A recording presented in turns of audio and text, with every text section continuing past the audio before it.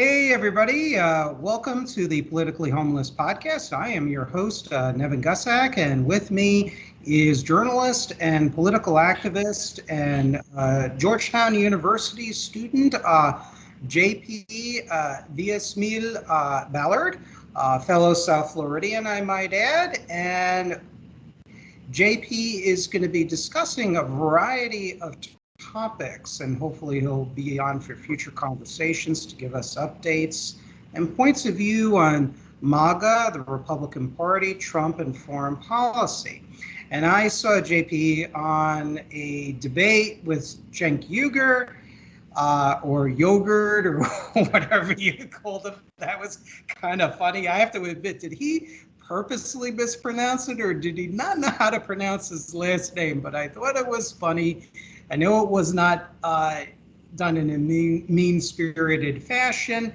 Did a great job holding his own against Cenk's points. There was a lot of agreement, I found. So I was impressed and wanted to get JP, who's a fellow populist and civic nationalist and anti-communist, on the program. Welcome to the program, JP, and thanks for joining us. Thank you very much for having me. I can't wait to converse. Yeah, no, I've been looking forward to this. Well, you're doing a lot of the talking. You're going to be on the hot seat there. And I wanted to start off with the following question. Yeah, I know you can't wait rubbing those hands.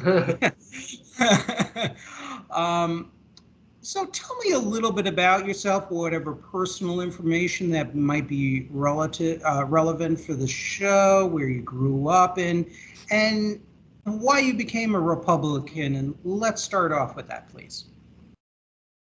Yeah, so my name is JP Villasmil. JP stands for Juan Pablo. I was born in America, but I lived a great portion of my life in Venezuela.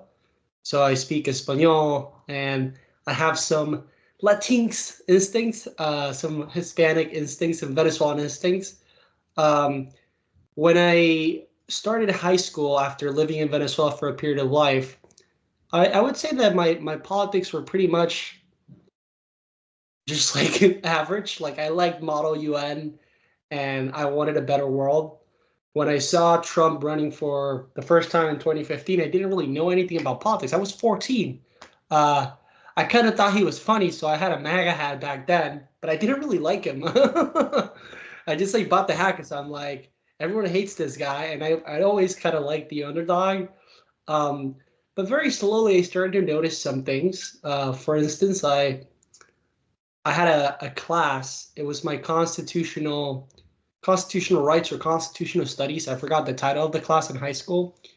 And the teacher tells us at the beginning of the class, it's like one of the first days, when the Pledge of Allegiance sounds, you don't have to stand up. It's your right. And I go, like, that's like a weird thing to say, even if it's your right, like, why would you say that as a teacher teaching constitutional rights? If anything, she should have said something like, hey, you should stand up. It's the right thing to do. Or she shouldn't have said anything. And I remember, as someone who I perceive at the moment, I was probably the person in the class who was the least Americanized of them all. Not in the sense of like feeling and patriotism and loving the country, but in terms of like cultural instincts, like I lived a large portion of my life in another country, and I stood up for the Pledge of Allegiance, and I looked around and I saw more than half of the class. I don't remember if it was all of the class not standing up, and they were talking during the Pledge of Allegiance. And I think that was the moment where like the very like superficial patriotic discourse in the Republican Party started to appeal to me. And then very slowly, the internet, I started to see like YouTube videos. And then Parkland happened, the shooting close by to my high school. And I remember, all the students would like talk about it in class. And I started to be like a little heterodox on gun rights. And I started to ask myself, like, hey, is banning the guns really the answer here? Like, I don't think so. And then those like small issues started to add up. And slowly but surely, one day I woke up and I'm like, I guess I'm a conservative. And from there on, I've only continued to learn and learn and learn. I started as like a libertarian, and then I became a little more conservative. And I would say now I'm conservative, but I think that because of the moment we're in, because I believe that in different times there's different priorities. America needs to prioritize family, social cohesion, and the working class, the middle class, which is what makes America truly special. That project that Henry Ford is credited for creating the American middle class. And if we lose that, if we lose the family, and if we lose social cohesion, forget about the ideas. In my opinion, once you stop having a people inclined to defend the principles, you will stop having a republic. I think a bad precedent or a bad loss, we can get over that and we can amend it. Government can grow organically, bigger, smaller. But once the people are gone, America's gone. That's very Tocqueville of me. Yeah, no, and I think you make a lot of good points, and many of the points resonate actually quite well, and those are some of the reasons why I became a conservative and Republican. I remember in 1992, I remember voting so proudly at Baker Hill Elementary School, which was my polling location in Great Neck, New York. Proudly voted for George Herbert Walker Bush. And, well, had I done things over again, knowing what I know now, I would have voted for Ross Perot, but that's a different story for a different day. I proudly voted for George Bush, and I grew up as an anti-communist, as I pointed out in my latest Substack paper on why I oppose communism. My stepfather, who did serve in the military, exposed me to a lot of anti-communist viewpoints, saw the movie Red Dawn in 1984 when I was about 10 years old. Read various military magazines, the encyclopedias, in the book 1984, and that hardened me as an anti-communist. I dislike the hypocrisy of many elements of the extreme left. They cry peace, but yet they're for militarism. They're for some sort of classless society, for example, and they create, of course, as you probably saw in Venezuela, for example, some of the most worst inequalities, and that just did not resonate with me. I didn't like them calling for the defeat of the United States, traveling to all these foreign capitals that were adversarial countries and basically saying F America, burning the American flag, making propaganda against the United States and our troops. And that still is probably one of the several biggest reasons why much of the extreme left doesn't resonate with me. So your story really rings similar. I really was taken aback, frankly, about your teacher saying that. To me, that's just, I got to be honest, that's unacceptable. I think authority figures should, yes, encourage critical thinking of America, and we got to point out our injustices, but this is our home. This is our nation. This is our family. As you pointed out, our people are our most precious natural resources. Otherwise, if we don't have a people and we have a demoralized people, an unhealthy people, a people not reproducing, a people that's demoralized, an unhealthy population, we are screwed as a country. So I think what you say really resonates very much with me and probably many members of the audience. Now, a couple of things you mentioned here. You mentioned that you were originally a libertarian. What specifically moved you from being a libertarian to a conservative? And of course, with the strength of the libertarian element within the Trump MAGA camp, Elon Musk, arguably, the possibility of Ron Paul maybe advising aspects of Trump policy. Are there points of libertarianism where you agree with? Or have you just made a complete break from it? Or what happened? How did you evolve from being a libertarian to being more, if you want to say, a healthy form of populism or civic nationalism? Yeah, I would say that my first connection to libertarianism was just a very like simplistic philosophical attachment to liberty from restraint, uh, being free to do whatever you want, to pursue your dreams. And a lot of things resonated with me, especially, having experience growing up in Venezuela. I think that a lot of people who have experience or who have family that lived in those countries are almost instinctually interested in the ideas libertarianism pushes forward. I think that my move towards, a more, I guess, robust form of conservatism, uh, away from, just conversations about the individual and conversations about, the nation and community, was probably um, when conversations about big tech started to happen. I think that was like a big moment for me. I was taking a class in college. I already had friends that were like, pretty conservative. And, at the beginning they started talking and I was like, I don't know. I'm still like kind of a libertarian.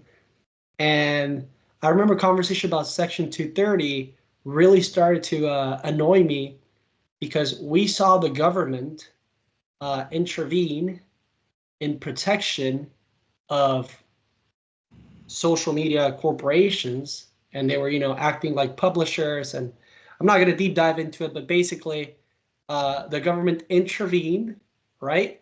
And then I saw all these libertarians after the government intervened and created an imbalance of power that favored corporations, saying we can't intervene again to address this. And that just like really messed me up because I'm like, so wait, so like if the government intervenes 1,000 times and screws over a segment of the population, libertarians always have this like zero-sum game approach to our politics, which goes less intervention is good. And I just started to just analyze the last years, and I started to notice the left never cares. Like they always intervene. When they have power, they use their power. And they use their power to push their priorities, their cultural priorities. And then a conservative will get into power and be more restrained. And I just started to like look at all these individual cases in which the left pushed and pushed and pushed, and then conservatives would just like be like, I stand with my principles and I will not use the federal government. I won't. And I was like, though philosophically correct, maybe I sound like a Singaporean pragmatist here. I'm less concerned about the philosophy here, and not because I don't care, but mostly because I think, the power dynamics at play matter as well.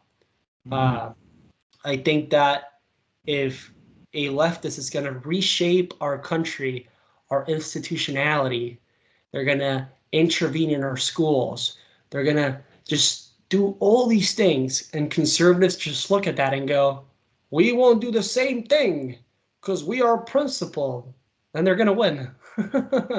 In a battle, if one person's not fighting, if one person has, their arms tied to their bags, then they're gonna lose.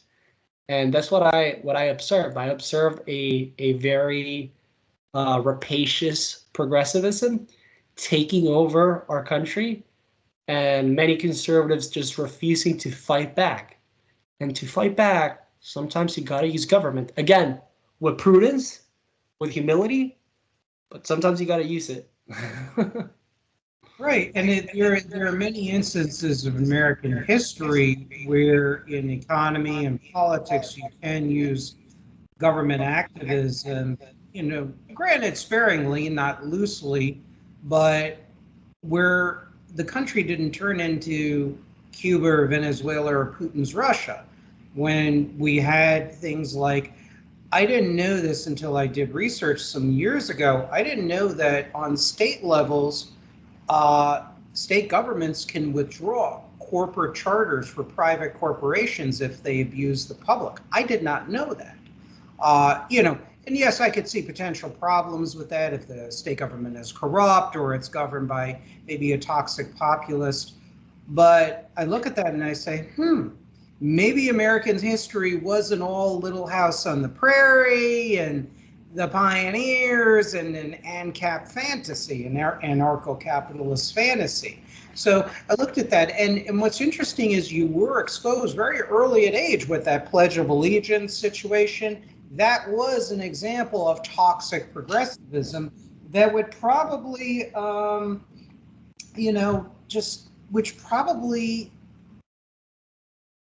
would not resonate with the old portion of the old school progressives like our hero here, Teddy Roosevelt, who in many ways was progressive but not progressive. He was patriotic. He was for the preservation of capitalism.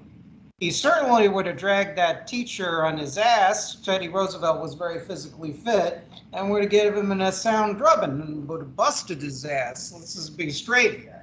So, yeah, and there are programs for various left-wing personalities, domestic communist groups to launch marches through the institution. You mold the young people's minds. You then create a future bloc for an extreme socialist or communist persuasion. So I think you have that right. And you had seen things, I'm sure, at Georgetown University. We can talk about, of course, you went to a what did you call it? A Trump decompression psychology meeting, whatever it was called, and I'd like to hear about that. We can discuss that at some point in this show. Now, before we move onwards, you also mentioned Venezuela. What did you see in Venezuela? Did you see a socialist paradise where there was milk and honey and rainbows and pink puppy dogs, or did you find something else? Yeah, I mean, Venezuela is the perfect case of why hyper-centralization might not be a good idea, why over-relying on a specific sector of your economy might not be a good idea, why redistribution by itself is not the right thing to do. It's just too much happened there. What I will note about Venezuela that really like made me rethink my libertarianism too was that in Venezuela and throughout Latin America, we saw a neoliberal movement that sparked the conditions for socialism to succeed. Yes. And in the 1990s, the austerity of Carlos Andres Perez. Yeah, and we saw similar things in other parts of the. Although Carlos Andres Perez, had some policies here and there that you consider neoliberal, others that wouldn't. But in general, like people before Chavez didn't talk about addressing social inequalities in a country where they were very stark. And for me, that sounded nonsensical, because if you don't want socialism to succeed, you have to, in some ways, address the conditions that make socialism an attractive idea. And I guess, like, as an American, that's what I liked about Donald Trump, unlike some other Republicans, is that he had a working class message without sacrificing, capitalism and competition. He was able to have an agenda that addressed the concerns of lower income people without having to massively change our economy. And he has a series of policies that I'm sure we could discuss that might be able to address these issues and address these inequalities without sacrificing our domestic industry, actually expanding it. And it was all these little things that that made that form of conservatism attractive. But anyways, I think I'm I'm talking. I moved from the initial question. I did the what does Trump call this? The swerve. Uh, I do it all the time. I think that's a symptom of the highly intelligent people and I do the same thing. You and I are kind of like Mr. Trump or President-elect Trump at this point in that way. And that's what happens because everything is interconnected. That's one of the several reasons why I moved away from libertarianism too, and there's a lot I like in the starting points of libertarian ideology. If I had to choose between libertarian republic versus Cuba or Venezuela or Putin's Russia, sorry, tankies, gonna piss you off, or national socialists, look, I'm going to choose the libertarian republic any day and Sunday. I like libertarian ideas as a starting point. But when you look at the record is really mixed and problematic. And I'm glad you brought up neoliberalism in 1990s Venezuela, the austerity. I remember that in the news here in the United States because I followed world affairs, and Chavez promised everything, including the entire world, and free Porsches, and I'm joking when I say that, and people bought into that. I have a little Venezuela experience myself. I mean, I always opposed Chavez and Maduro and the PSUV. For those of you in the audience don't know, that's the name. Went through, I think, 3 names. It's a ruling party in Venezuela. Initially was not called that. And one of my post-divorce ex-girlfriend was originally from Venezuela. She was a therapist psychologist, and she fled to this country. She has family here. And of course, we agreed on Venezuela. We didn't like Chavez and Maduro. And I'll never forget, she showed me videos, including ones that were on her phone, because she did participate in demonstrations. She lived in Caracas. And of course, you read about this in the news. There was a group, I don't think it exists, Militares Democráticas, which was the dissidents within the military of Venezuela that was anti-Chavez.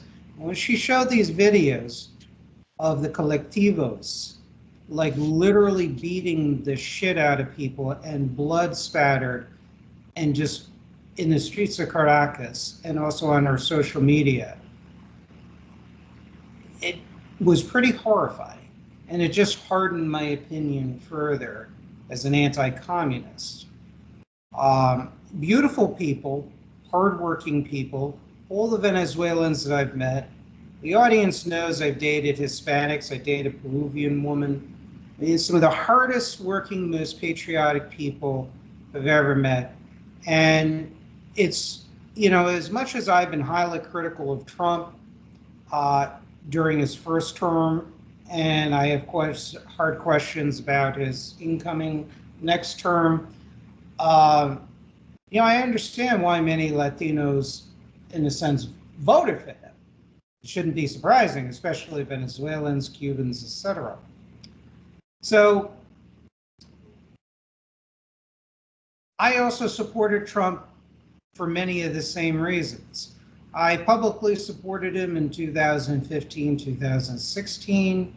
For many of the same reasons. I looked at his record. I had concerns with his contradictions on varying policies, but I thought he was better than a lot of the other candidates. I was somewhat of a politically active Republican. I was a John Birch Society member. I helped campaign for Lieutenant Colonel Alan West here in Broward, Palm Beach County. I campaigned for other candidates like Mary Elena Stewart for U.S. Senate in 2012.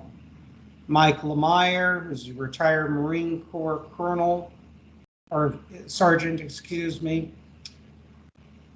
And I saw how the Republican establishment, including the quote Tea Party establishment, really gave him a hard time. And I saw some of the corruption. I saw Adam Hasner, who used to be in the state legislature here. I saw a lot of their hypocrisy, their lack of responsiveness. I remember also filming for the Free Trade Reform Group the film documentary Death by China, which Peter Navarro was one of the producers, who was one of the good guys in the Trump administration. I like Peter Navarro. And I remember many of these retired or wealthy people, some of whom had their own businesses, very well off, like Thomas Paterno, who was a commissioner in Tequesta, Palm Beach County, all basically saying people have to work harder, working class is lazy. It was the unions that forced the steel mills out, according to Mr. Paterno. And there was a sense of a class arrogance that really confirmed neo-fascist and communist propaganda. And that was disturbing because it also conflicted with my sense of personal values, of trying to be empathetic and understanding within reason. And it just bothered me because, yes, even though I have a comfortable job and everything, I could be potentially that homeless person. I could lose, even though I'm from a quote, good family, I could lose things like that very quickly. Nothing's ever permanent. And so those positions that they had really bothered me. It was very insensitive. It was strategically stupid when you're fighting against socialism and the appeal of communism and the left. It really confirmed their propaganda and their stereotypes of capitalists and conservatives. So that's what marched me along to repudiate a lot of that sort of traditional Reagan conservatism, the social Darwinism of many within what I term free market incorporated. But I can never become ever a leftist. It never appealed to me for reasons that I elaborated on. And I never could really ever support an anti-rich people crusade, full stop. Even though I'm highly critical of them, I'm not out to confiscate their wealth through taxation because I have basically a hard-on against, excuse the expression, rich people. It's not because of their money. And I think capitalism, when properly regulated and with the proper incentives, is probably the most progressive economic doctrine out there in history so far. And I know I probably will upset some hard lefties and the audience. It is what it is. It's not like I make a secret about my beliefs. So that's my path. And I thought Donald Trump would be a different Republican. And I spoke about these issues through Accuracy Media, America's Survival, through J.R. Nyquist podcasts and other forums. And I was very vocal. I saw him speak at the Tea Party rally in Boca Raton back in 2015 or 2016. I loved what he had to say within a capitalist and patriotic framework. So again, very similar reasons why you are attracted to Trump and you're becoming a budding MAGA celebrity, if you want to use that term. I don't mean that as an insult, and that's a good thing, I guess, So I appreciate that. Now, while we're on that topic, so you have a lot of these views. Do you think these views are gaining traction in the Republican Party? Because I told you I was an active Republican here in Palm Beach County, Florida, when I lived in Palm Beach County. And there was definitely a 75% plus hostility towards any kinds of productive populism or civic nationalism. Do you think the Republican Party in Washington, D.C., the United States, and Florida, do you think they've become more sympathetic to the views that you and I espouse, or do you think there's a lot of resistance? What are your observations? My observations are that there's a very noticeable age disparity between politically active, Zoomers, Generation Z, the people that grew without Reagan. Mm-hmm. We kind of know who he is. I have his biography back there. Mm-hmm. I admire him really much. But to be honest, Trump is the first president I ever paid attention to. I knew who Obama was, and I kind of liked, some of his very cheesy speeches. But Trump was the first person that appealed to me. And although Trump talks about, tax cuts and all these things too, sometimes his core messaging was immigration, America, patriotism, this nationalistic aura, so to speak, that was what attracted me and what attracts, many young Americans. Young Americans, even those that are not very politically involved, they just love their flag. The frat bros love their flags. And when they see someone disrespect their country, they get angry. And you don't have to hyper intellectualize these things. These are good things. And when Trump comes out and hugs the flag, who doesn't love that? Especially for young men. Many of us were told that we are the enemy for some reason in our schools, especially like white men. I guess I'm a Latinx ally here of the boys. And I see that because if I can talk for myself as someone who did some political activism in Florida, although I was really young, and someone who's now in the Capitol, I noticed that the conservatives in the Capitol think more like me. Of course, there's, different groups, there's all these think tanks, but when you go look at the people who want to work in the Trump administration, the people that are really excited, the people who show up at the events, they think more like us. They care for first and foremost about our republic, our nation, having a country, and I think other people care first about having a market. Not to say when I say these things, some people will get mad, and both of us have, I guess, said already, like, we're capitalists. We're not like communists. I care about competition. I want our companies to be the best in the world. Mm-hmm. I want to have a country where you can open an enterprise and succeed. I still believe in the traditional American dream, the one that we see in the movies. But at the same time, it's that young, growing interest in nationhood and family, as I said at the beginning of our conversation, that attracts young men specifically. So the young men in DC, the ones that I know, and I know many of them, they're conservatives because of the reasons that we're conservative. And I think that's a good start. I don't know who exactly involved in Florida politics, but if you see a young guy and if you approach him and you ask him, why are you here? I would say that it's more likely than not because he cares about this more robust form of nationalism than, economics, GDP. Yeah, I mean, you're talking my language. You read my first Substack essay. So, and I use the moniker radical civic nationalism, obviously, and I explain why, of course. But so you're kind of preaching to the choir here. I mean, I'm 50, but I feel young, and I like to say I look younger than 50.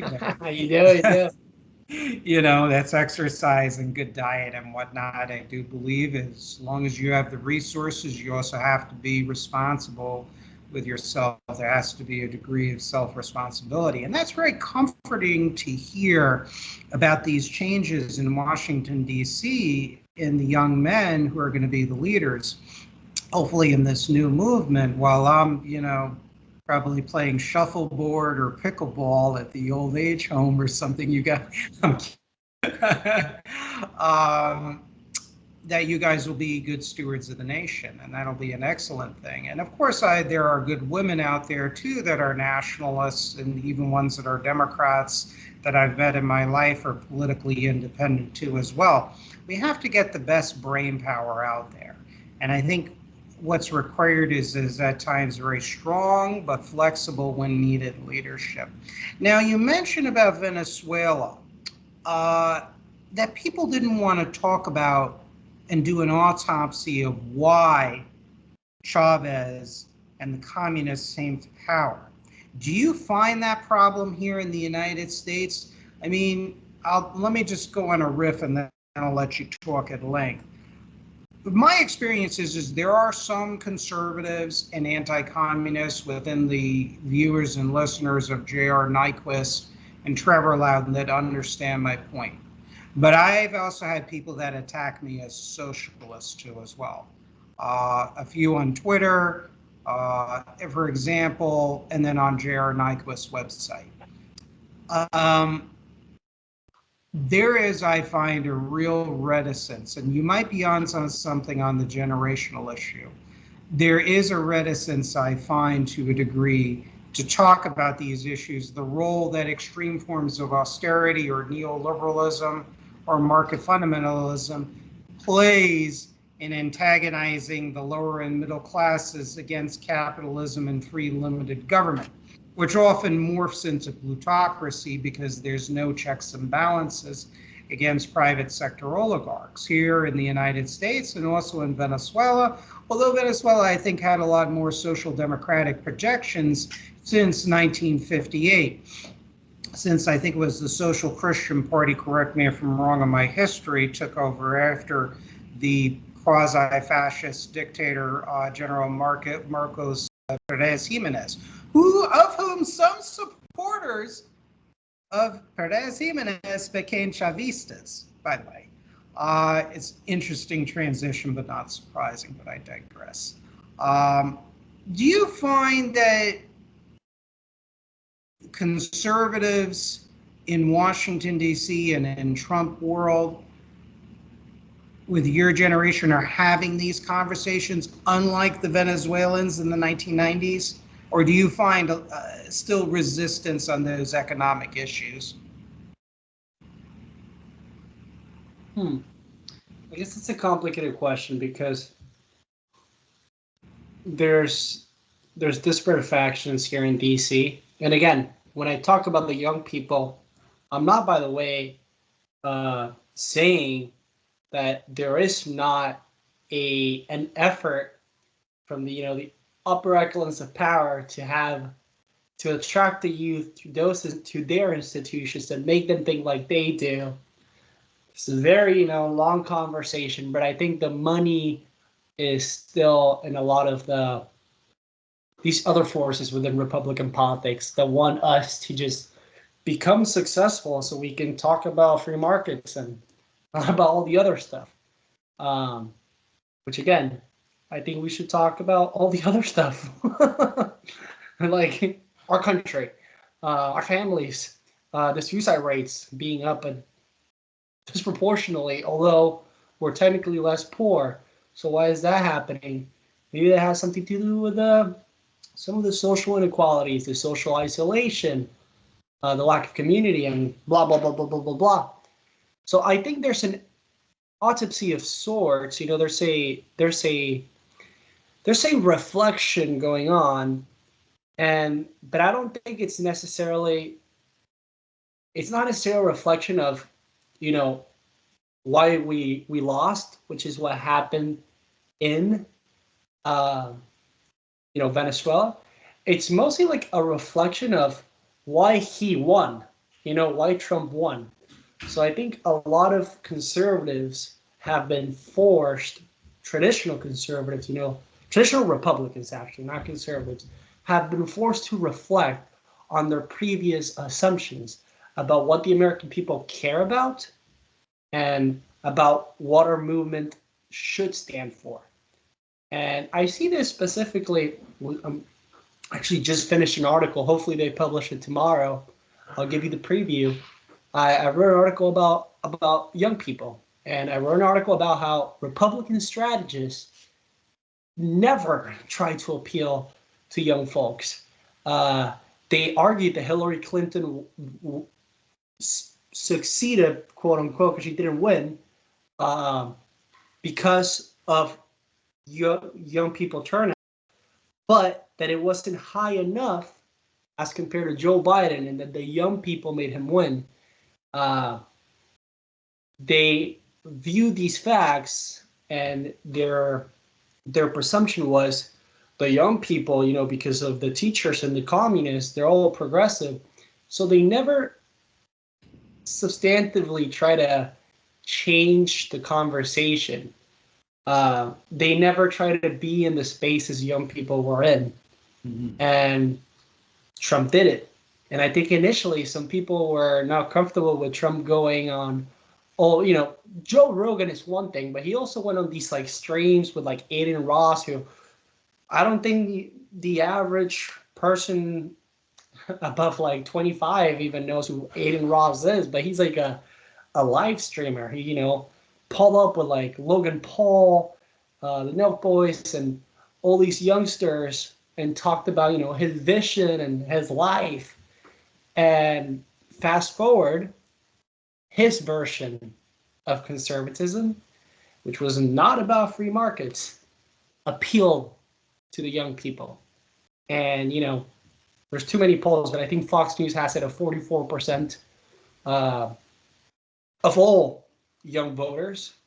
This is not, with when you look at gender, Fox News also has 18 to 44s, which gets a little complicated. I don't know why they don't publish the 18 to 29. They publish like a little more, which changes the dynamics. But when you look at gender, female voters voted 9% more for Kamala Harris than for Trump.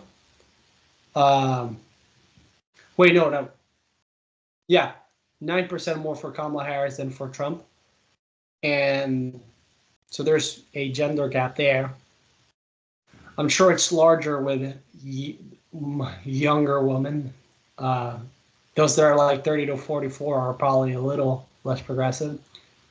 But anyhow, this is a very long way to say that the reflection that I'm seeing, that I'm observing, is mostly a strategic one of, hey, how we win. People now are like, holy shit, we almost like beat the Democrats with Latino men. And we thought that they wouldn't vote for us because we talk about immigration in strong terms. What's going on? Oh, Trump made not even Trump, some comedian made a Puerto Rico joke about Puerto Rico being trashed. We're going to lose the Trump vote. When I saw that, by the way, I thought it was really funny, because I'm like, have you ever talked to like a Latino person, and asked them what they think about random Latin American country? When Trump called country shitholes, I was like, yeah, Venezuela is a shithole. Venezuela is awful. And then if you ask different Hispanics about different countries, they'll be like, Peru, trash, garbage. So anyways, that's the I know there's bad blood between Venezuelans and Peruvians. I know there are problems with immigration. It's so funny you mentioned that. And the reason why I mention sometimes parts of my personal life is so I can relate with my guests and my audience. Even the liberal Latinas and Hispanic males, dated 4 of them. Okay? Venezuela, Dominican Republic, Cuba, and now Peru. Even the ones that are centrist or mildly liberal, they are more conservative than you would know, especially on family issues and a lot of other stuff I won't get into. But they're on the border. Are you kidding me? On immigration, Peruvians, Venezuelans, Cubans. Are you kidding me? They are more hawkish than even us or me, the gringo. I mean, I'm not an open borders person at all, because obviously a nation without borders is not a nation. It's, it's just a free-for-all. I mean, that's just common sense. But, open borders people tend to be just very ideological, and that's a separate discussion. I just have really major divergences with them. open borders people of the right and the left, by the way. But yeah, you're absolutely right. I don't mean to interject, but it's like you're absolutely right.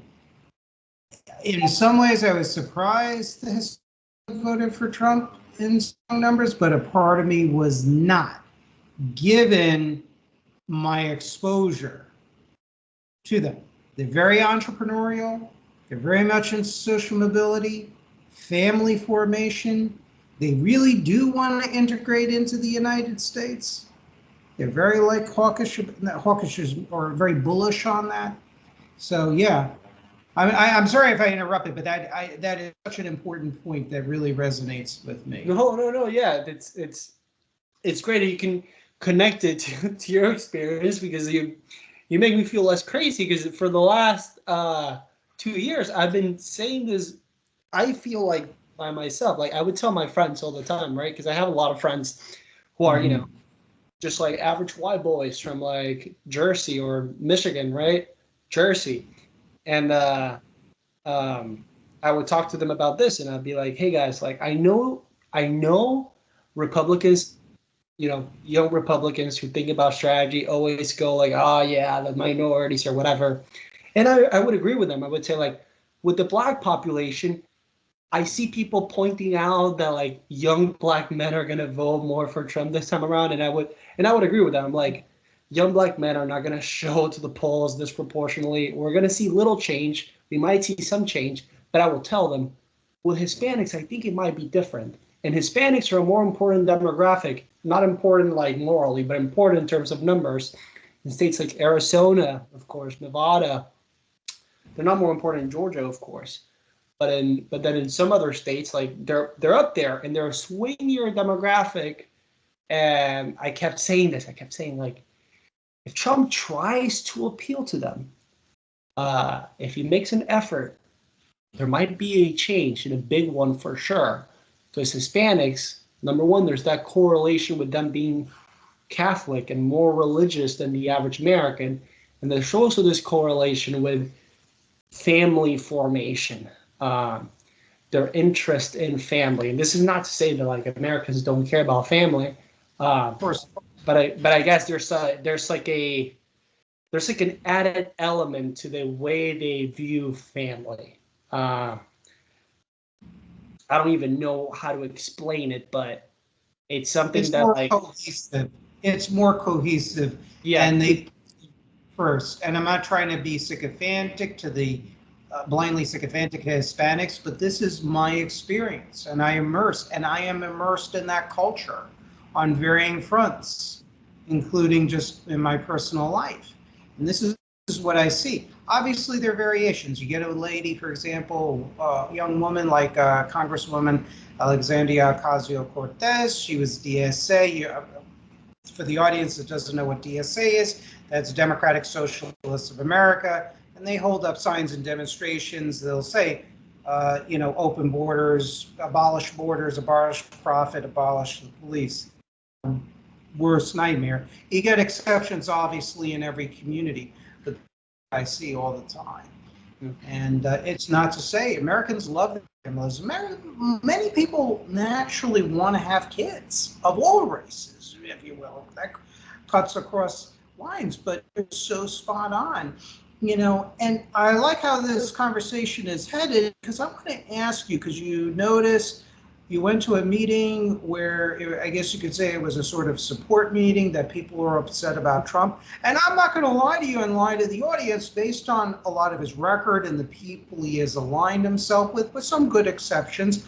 I'm really concerned too, and I say that as a nationalist as well, a civic nationalist and a healthy populist, or sometimes I like to avoid the term populist because there's toxic populism, and then there's healthy populism like what you and I advocate.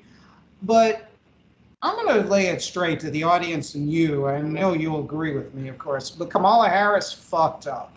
Let's just hand it out there. And you're in Washington, you're a seasoned observer, you're a bright guy. I'm assuming you agree that Kamala Harris fucked up. And how did she really screw the pooch. And I hope you don't mind the language, but I want to kind of vibe with the audience and not always be serious and academic a little bit. So I think you're a straight shooter. So where did Kamala Harris go wrong? How long do you want me to talk for like 20 hours here? I will go infinite monologue now. Just kidding. There's too much. I think from the start, like she thought that it's like, I feel like so dumb saying this because like we should know this already as Americans. She thought that just because of who she was and her identity, that alone was going to be this very big factor. And he banged so much on abortion, which, by the way, even when women, you look this in surveys, of course, care more about access to abortion, or what do they call it, reproductive health, than men. I didn't see the logic for making her campaign so abortion centric, and I saw millions of ads. I'm sure you did too in Florida, that were so abortion focused. And when you looked at a lot of surveys, abortion ranked like number 7, sometimes number 9 in priorities. And maybe like the women that I know in my life are just built different, but they won't have abortions because they either are not having promiscuous sex, or if they do, they're getting protection. And they know that, most people, whether you agree on the morality of it all, they know that those ads that are like, there was a 12-year-old that was sexually assaulted and now she has to get an abortion, but the Republicans won't let her, so now she's gonna die. That very specific example is when my mom called me on the phone from Florida, and she goes, "Juan Pablo, I just saw this ad. Is that true? Like, is this like something that's happening? Like, are 12-year-olds?" And I'm like, "Mom, trust your instincts. That's a crazy ad." So that's like the very first mistake. I think they over assessed how much women would care about that issue, especially because in 2022 it was different. Roe v. Wade was just overturned, so there was some momentum there. I don't think the momentum was there to the same degree because people understand that there are ballot initiatives in their states.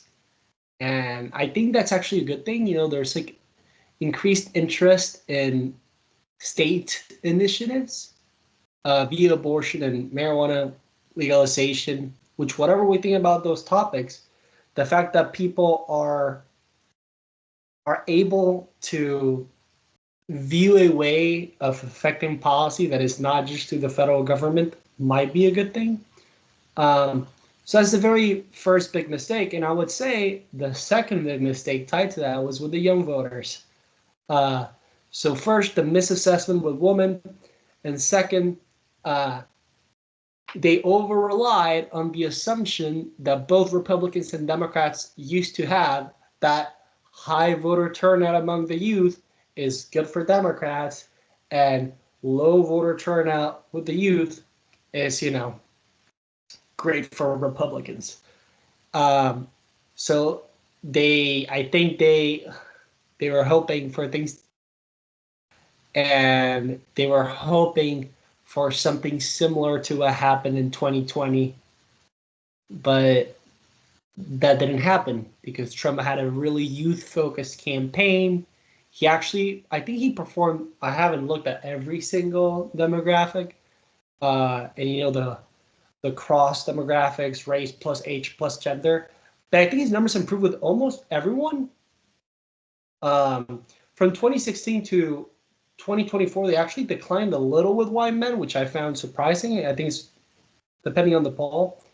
But with senior citizens, Trump underperformed this time around, which I thought was interesting because You know, like when you ask the conservative. average person, the Yeah. older you are, the more conservative you are, right? Mhm. And the younger you are, the more progressive you are. But the shifts said otherwise. The biggest shift in terms of age were among the youth toward Trump, and the opposite was true with the senior citizens. So I think that there has to be hundreds of Democrats, especially the strategists, going, "What is going on? How is this happening? This has to be impossible." Uh, but I knew it. I'm not going to pat myself in the back too much, but if your followers, your audience wants to check out my articles, I wrote about the Vivek Ramaswamy strategy in appealing to the youth back in the Iowa caucus. He performed 5 times better with under 30s than with voters 65 plus. And when I saw that, I said, "Oh my God, Vivek Ramaswamy again. It's Iowa. It's not the entire country, but to perform 5 times better with the youth, being someone who's like relatively unknown, who knew who Vivek Ramaswamy was before like 2022? I don't think most people knew who this guy was. I knew him, but I don't think most people did. And then he overperformed the youth so much just because he was on TikTok and he was on YouTube and all these things. So when I started to see these things, I wrote this article for Newsweek saying Vivek Ramaswamy has a parting lesson for the Republican Party, and combining that that framework and then the one that I laid out about the Hispanic vote, I think Democrats were not expecting this. Even when some polls said something similar about this, Mhm. their instincts were still over relying on Hispanics and over relying on high voter turnout with the youth. And I have no idea how the Democrats are going to recompose for next time Well, around. give him advice. I posted it on Twitter. I know millions of people have given various forms of advice, and quite simply is this: they got to go back to what I've termed shared but earned prosperity, or a balanced and nationalist capitalism. If you want to call that economic populism, so be it. I just think it's more of a capitalism with corrections, or a pre-Reagan capitalism. I would go for being, and this much of this is my platform personally, a support for immigration, but also support for a program of immigration that A, protects our national security against criminals and subversives and saboteurs, B, that protects the American working class and the immigrants themselves against exploitation by unscrupulous employers, and lastly and thirdly, a comprehensive program to integrate immigrants, or as I like to term them, aspiring Americans, into American culture. And that includes language courses, learning how to write, networking them with jobs so they can become part of the workforce like that. And that increases their loyalty to the country. If we have this program put into place, that they become productive and independent and loyal members of the national community. I don't believe in open borders. I think the Democrats have taken an open borders position. Well, I mean, yes and no. They don't I guess they don't have that accent on national integration that I do. And that's where they're lacking. You can attack both sides without sounding xenophobic, while at the same time being a true nationalist. Look at you. You're come from a family, immigrant family. They have obviously integrated very well in the United States. My great grandparents, immigrants, very loyal to the United States, family of business people, professionals, and whatnot, like my great grandfather, who became a successful entrepreneur in Brooklyn and New York City at one time. They all became very loyal members of the community. And I think that needs to be done. Now, there is a caveat to the immigration issue, and David Ricardo pointed it out, I think in 1816. It's like anything else. When you push a lot of something into a market, you're going to depress wages. If you have too many people coming into the market, David Ricardo points this out. I could send you the quote afterwards if you'd like through DM, and you can use it as you fit, where he talked about that. You push more of something into a market, you're going to depress wages. It's like more of currency. You're going to create inflation and depreciate the value of the currency. So I do say that as a cautionary tale on immigration. If the Democrats address that, they're going to please all, I hate to use the term normal people, normie voters, by saying that, because I'm not pissing off most immigrants, but I'm also not pissing off Native Americans either. It's very common sense, and I say I'm citing history to basically prove my point. I would definitely phase out within a 5-year period so companies have time to adjust the H-1B program. And I would also end the horribly abusive H-2 variant visas, which are for non-professional workers largely, which are the immigrant workers, both undocumented, illegal, as well as documented or legal immigrants, are horribly abused. And there's much documentation on that. Send that to you or the audience. I'm sure you're very familiar with it. And I would phase that out too as well. And I would also really strongly encourage the labor unions to go back on more of a common sense immigration platform. Because they started to move away from their very historical, strong border position that they had. They started to move away from that in the 1990s. So that's something I would urge the unions. You gotta have in a lot of these sensitive issues a balance. Yeah. This is our home, it's our nation. Yeah. And that's what it comes down to. The immigrants can be an asset. They possess skills. They often, from my personal experience, are more patriotic than not, because they're grateful to be here, especially if they're fleeing a foreign dictatorship. That's a counter-propaganda advantage for the American side. Then they also bring new skills, new services, and often an entrepreneurial zeal, and they can be very good spokesmen for the American Republic. If the poop hits the fan, or you get my drift. Yeah. So, and I think where Kamala Harris really messed up is she didn't double down on this sort of balance of nationalist capitalism. There were some troubling national security concerns on China. While she's not pro-China, like some Democrats outrightly are, her husband was tied in with the PRC through his law firm. That's concerning. I think her portrayal of tariffs was absolutely dishonest.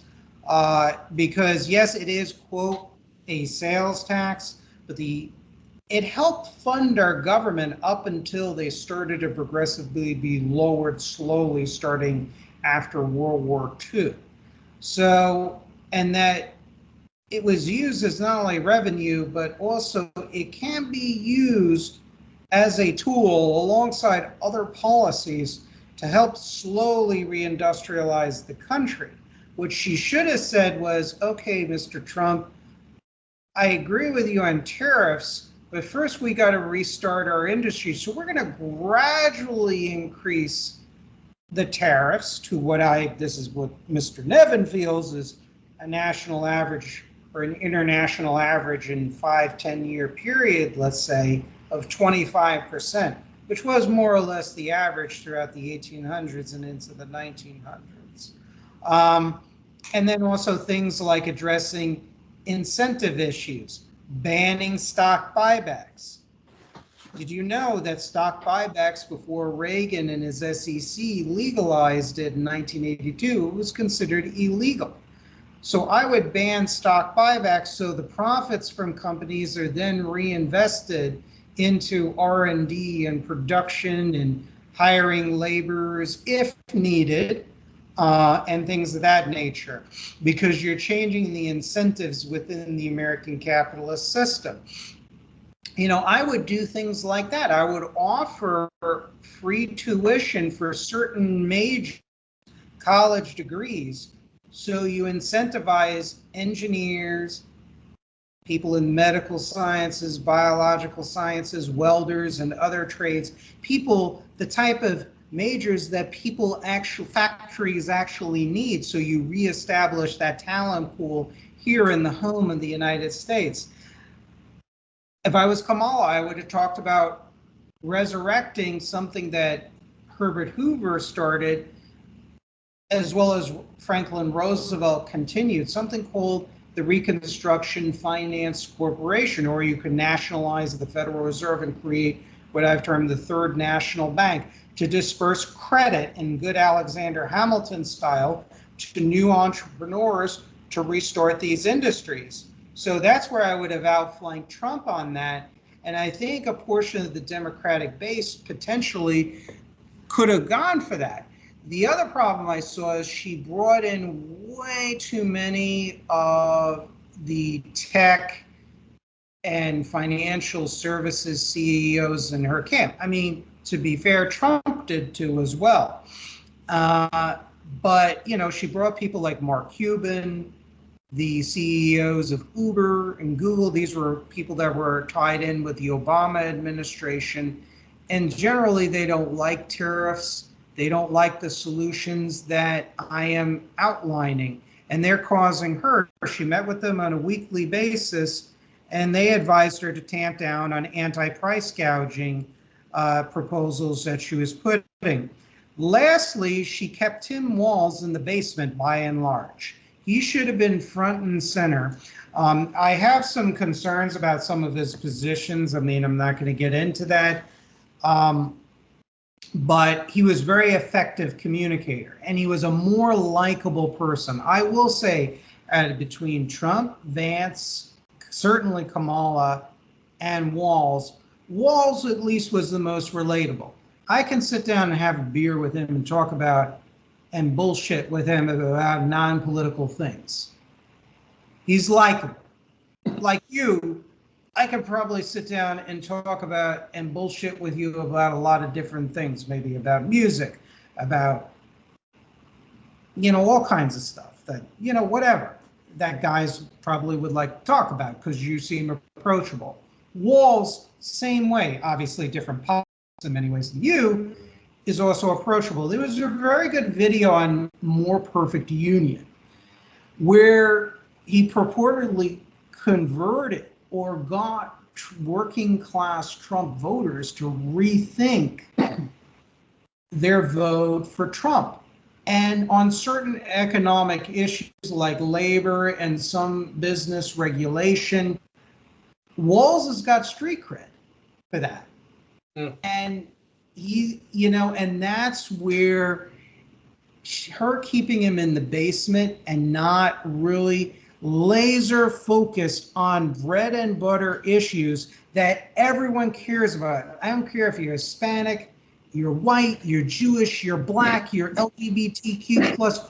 We all want to be most of us, I hope, want to be independent, successful. We want families, we want kids, we want to be self-supporting and everything else. Talk about those things, those everyday things that Americans care about. And I think you're right. She focused on a lot of these other, and I'm not saying abortion and, all these other issues are not important, but she didn't focus enough on issues that could really unify Americans. The biggest mistake, one of the biggest mistakes the Democrats have made historically is the New Democrats, the DLC, the old DLC types. They destroyed the New Deal coalition that made the Democrats an extremely successful party from the 1930s until the 1980s. And that's where they really messed up. The other thing that they messed up was they let in the new left and then a lot of the old left Communist Party USA types, Institute for Policy Studies, Jesse Jackson back from when I was younger, and they moved democratic foreign policy away from being patriotic and for a strong national defense, and and more into, well, it's our fault that Cuba is suffering, and oh, the Americans were war criminals in Vietnam, and not that our conduct was flawless. It certainly was not, and I have a nuanced view on the Vietnam War. But a lot of these forces back then in the Democratic Party were like, well, Ho Chi Minh and Fidel Castro were the George Washingtons of their country, as Senator George McGovern, the late George McGovern, had stated in the early 1970s. And what happened was Thomas Frank, and he's a leftist and a progressive himself, pointed this out in his histories of the Democratic Party. The New Politics, New Left crowd pushed out a lot of heroes of mine like George Meany, who was the head of the AFL-CIO, and Senator Scoop Jackson, who was a patriotic anti-communist Democrat, pushed all these people out. So what do we get? We get a hodgepodge of new left, old left type people combined with Wall Street friendly globalist Democrats that often will join hands with the Republicans on a lot of bad legislation, both in trade policy, foreign policy, and financial deregulation. So I think that's where Kamala went wrong. She's a very smart and able debater, but she's not a likable person. She has a bad reputation with former staff members, if the stories are true. She is not a nice human being, to put it mildly, and a very difficult person to work for. And, she really just screwed up. And Biden resigning very late in the game did not give the Democrats enough time to really organize a ground game too as well. And there are Democrats, I'm sure you've listened to the podcast, the progressive populists, they are pissed at Biden and they are blaming him, and rightfully so, and calling. I think they have to blame the entire party, honestly. Yeah, to be honest. Now, what did you, I think you have mentioned you have liberal and Democratic friends. You went to a meeting of people for counseling who are upset about the Trump victory. When you talk to your Democratic or liberal friends, unless they've disowned you, which is possible, and that meeting you went to, what do the Democrats say? Are they like reflecting like, hey, we really fucked up, we got to rebrand ourselves quickly and listen to actually what people want across the spectrum? What's going on? I mean, yeah. Well, before I start, I agree with everything you said. I don't remember. Maybe there was a 1% thing that I didn't, but I think everything. The thing that I would add is that you're completely right about the billionaires moving to the Democratic Party and the effect that has in the messaging that made them a very successful party for most of the 20th century. And I said this in like my debate with Cenk, but the immigration issue and the anti-tariff sentiment within the Democratic Party isn't something that the working class sympathized with. And when you look at videos of Bernie Sanders, I think like 10, 15 years ago, he used to talk about immigration the way you do. He used to talk about immigration and like, hey, if it's good for labor, yes. And if it's bad for labor, no. And I know who do you mention in economics? I forgot who you mentioned, Ricardo. I know Borjas says the same. George Borjas says the same thing, and I think most Democrats know this. Like most people in in elite circles, right, have to know this. Like, it's not like a difficult, like, mathematical equation. It's like, if you have a population of 100 people and they're competing for jobs, and you bring 50 people and you throw them there, what's going to happen? Like, what's going to happen to the housing? What's going to happen to the limited amount of jobs that exist? And this really, really, really destroyed the Democratic Party, because there was this assumption that if they get more money, they're going to succeed more. And we already saw with Trump in 2016 and in 2024, he can win with less money. But now, to answer your original question, I have a lot of liberal friends. Funny enough, I get along with the communists, and I know you're going to say, what? I get along more with the communists than with the progressive AOC liberals.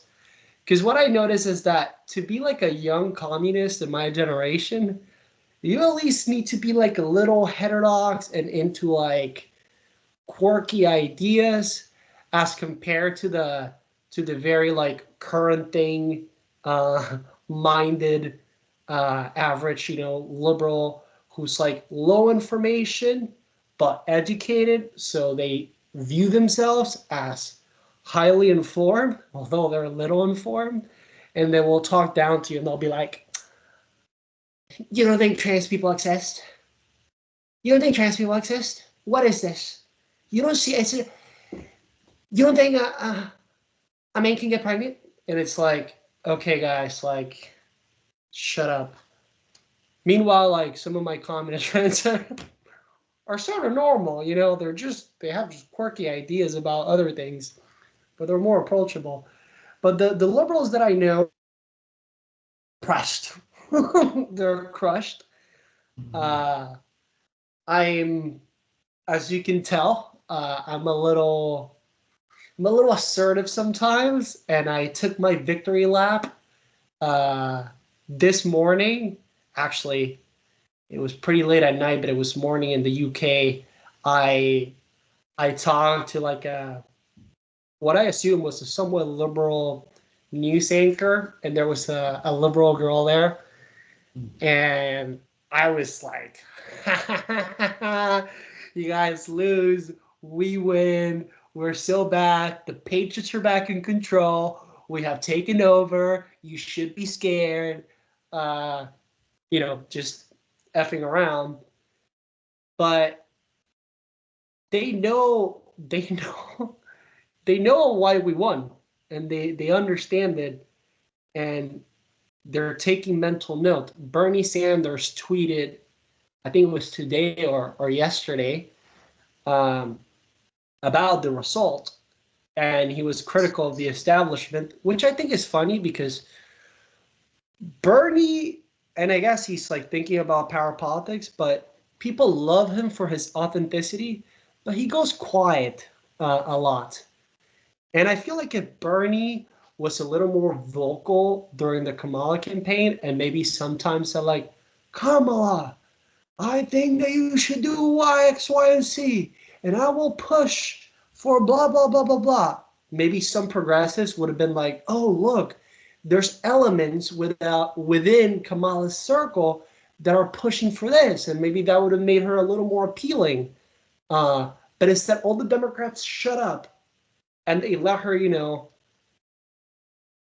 do like this on immigration, and just like be like, somewhat quiet about all these other working class issues, because of the donors, those very beautiful donors that Kamala loves. And one thing that I talked about with a friend recently, who was, of course, sad about the result, was that he believes that Democrats have to moderate on culture. Yes.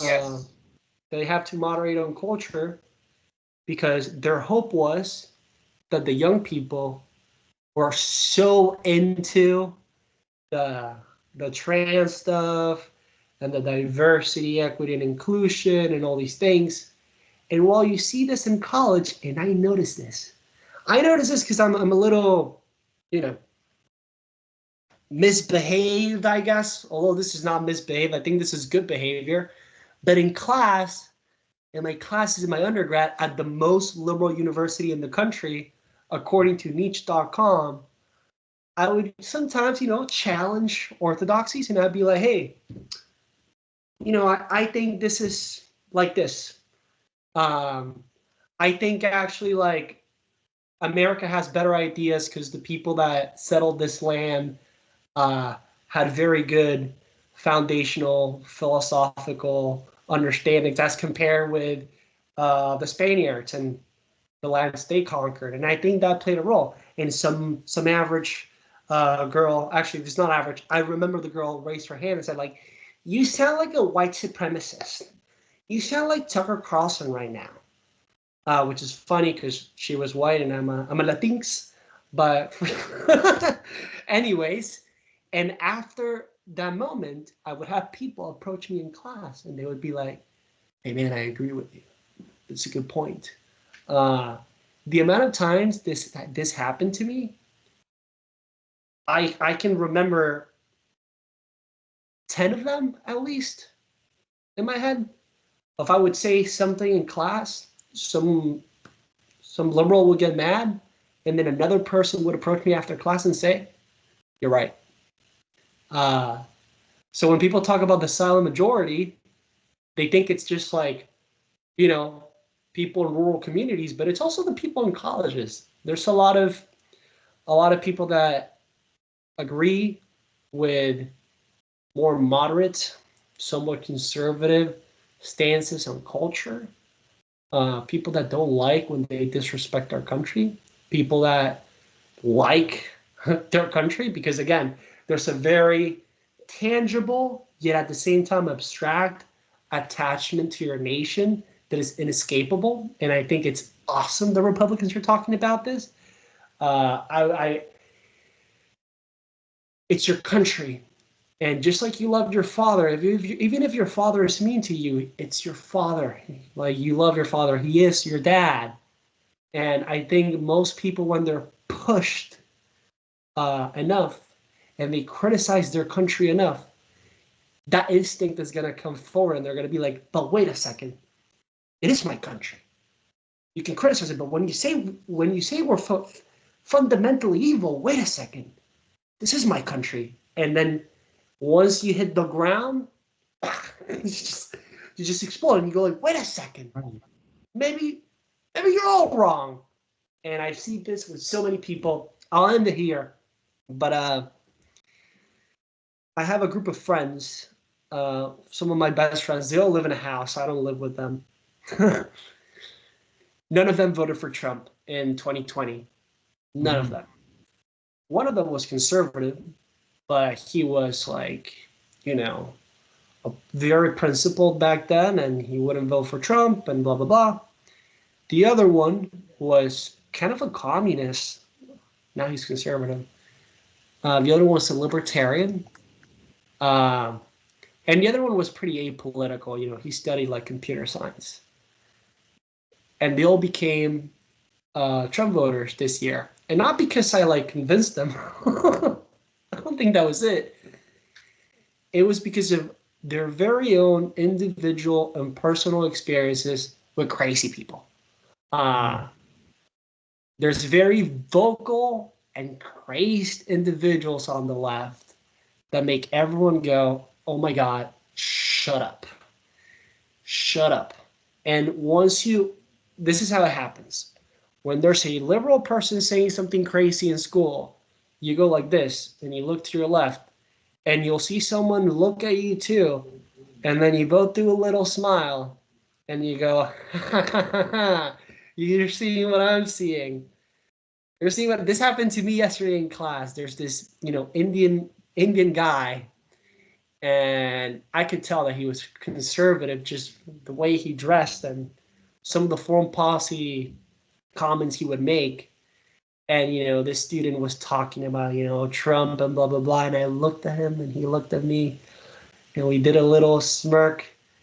And It happened with an African American too. It's so funny. There's so many stories.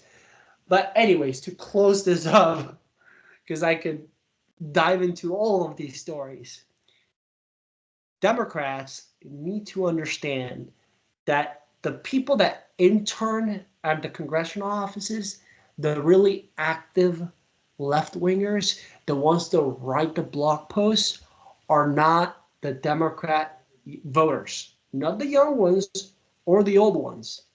The people that vote for the Democratic Party that are young are closer to the average conservative than to the hyper-political leftist, left-winger, cultural left-winger that all the cameras are pointing at. No one criticizes the woke, crazy liberals at my school more than the normal Democrats. Mm-hmm. And that alone is what made conservatives so successful with the youth. Because as much as they can be like, oh my God, the Nazis, the far right, the fascists, they're not really relevant on college campus. You're not going to see like a fascist club, but you will see like a very like left-wing comic club, like DEI and all these people talking about these issues. And once you get the crazies all in one place and you can see them with like a bird-eyes view, you start to be like, hey, like, are these people more normal? And that's what explains this election, and that's what explains why I believe the conservative movement is changing.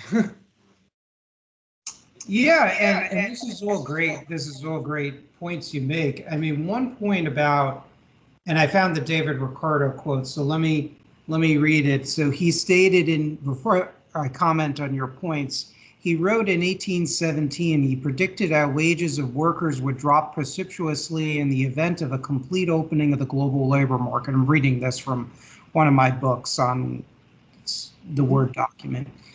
In the natural advance of society, the wages of labor will have a tendency to fall as far as they are regulated by supply and demand, for the supply of laborers will continue to increase at the same rate, while the demand for them will increase at a slower rate.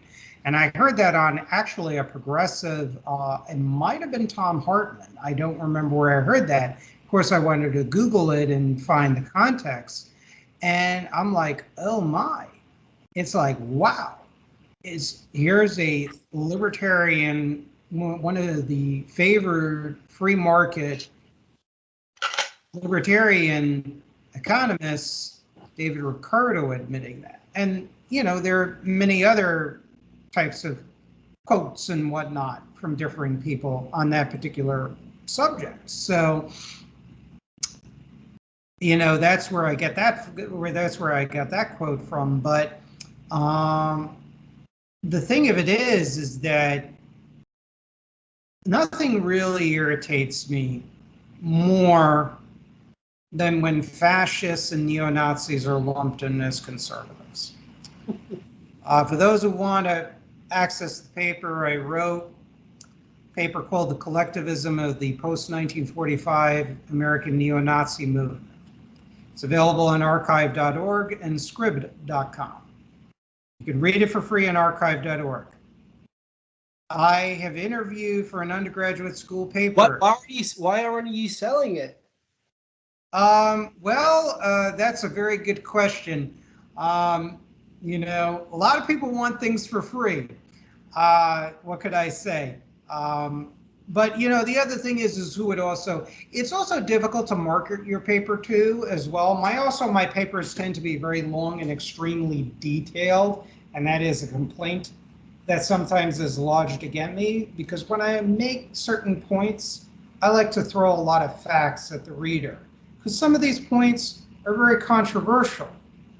And one of the things that really annoys me is that, because when you read fascist literature and neo-Nazi literature, virtually all of them hate conservatives and libertarians.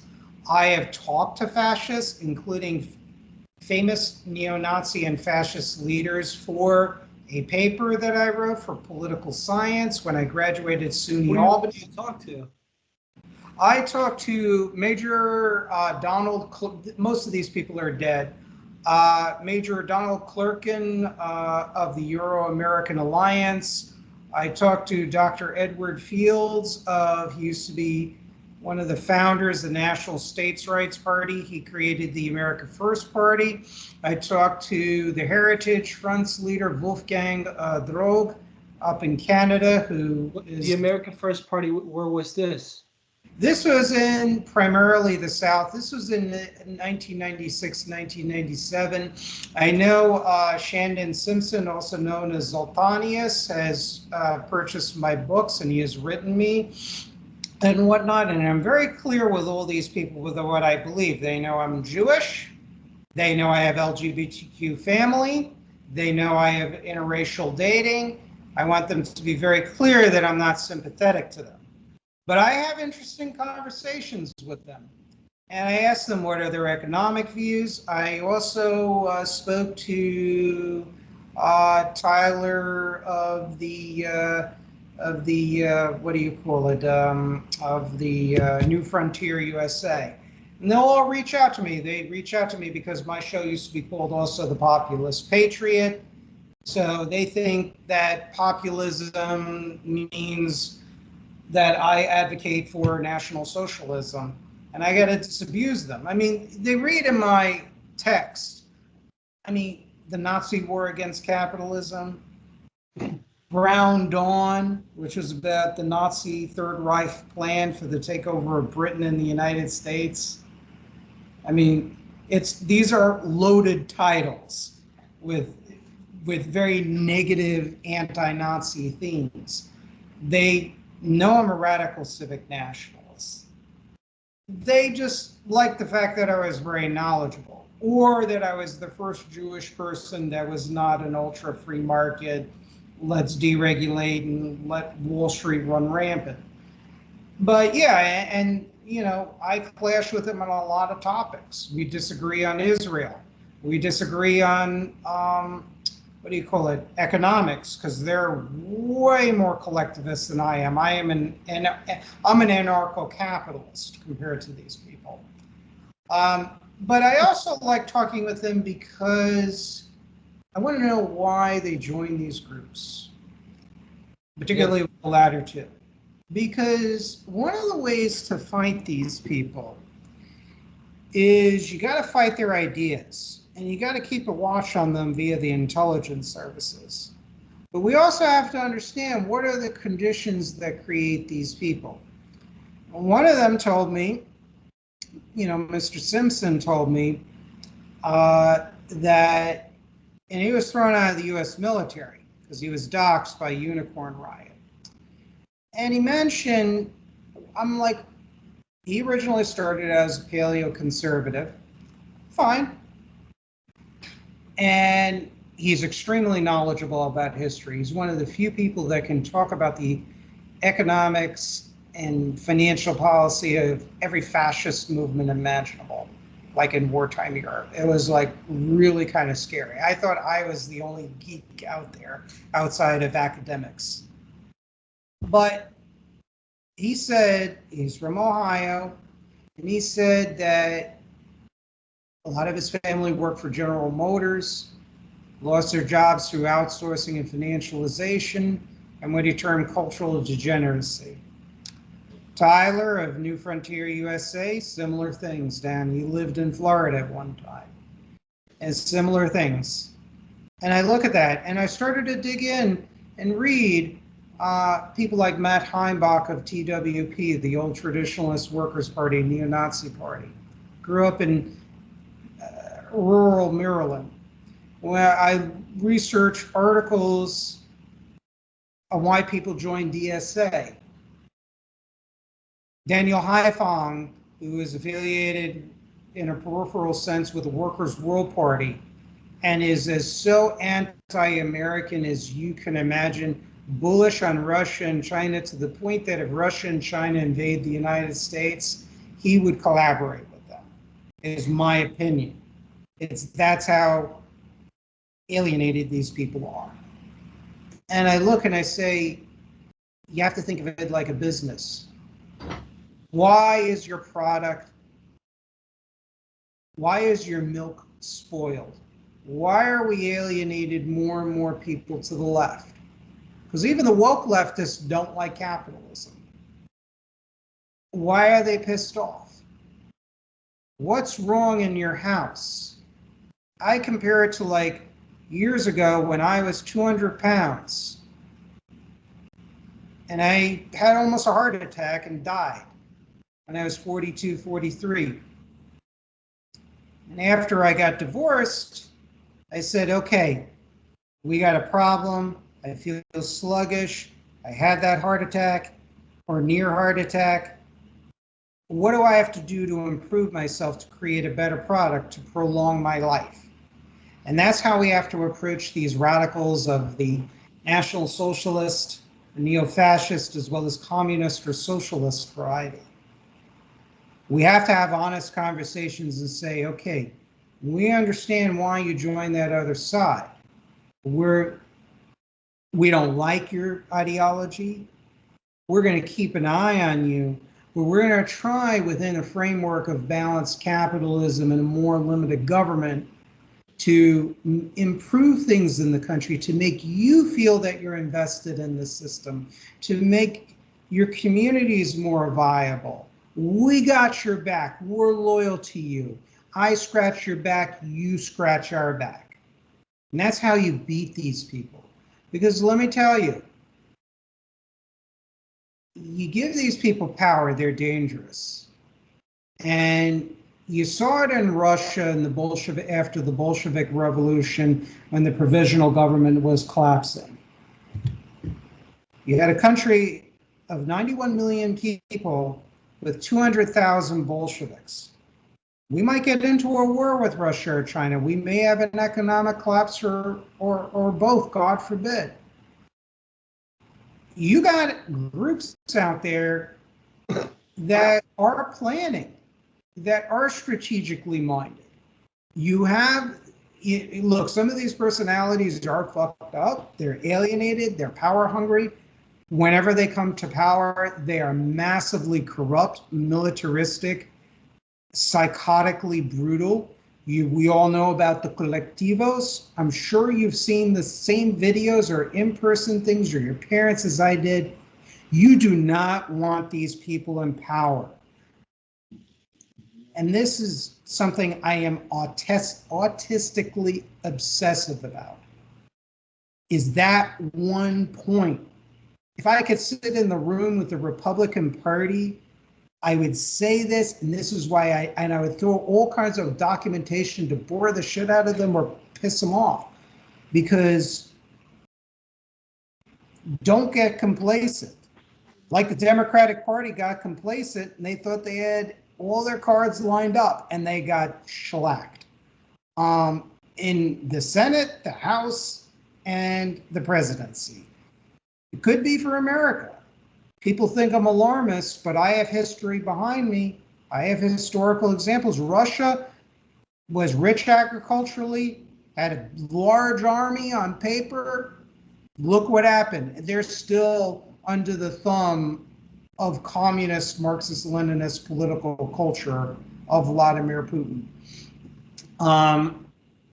So that's kind of my take of who I talk to. And fascists, all the fascists I spoke to do not like conventional Reagan Republicans. They do not like libertarians. They do not like conservatives. They say it in their writings. I can quote you programs, chapter, and verse. So I don't mean to digress, but nothing irritates me more historically when you have many elements of the woke left and the tankies saying that fascism is capitalism, it is conservatism, that Trump is a fascist.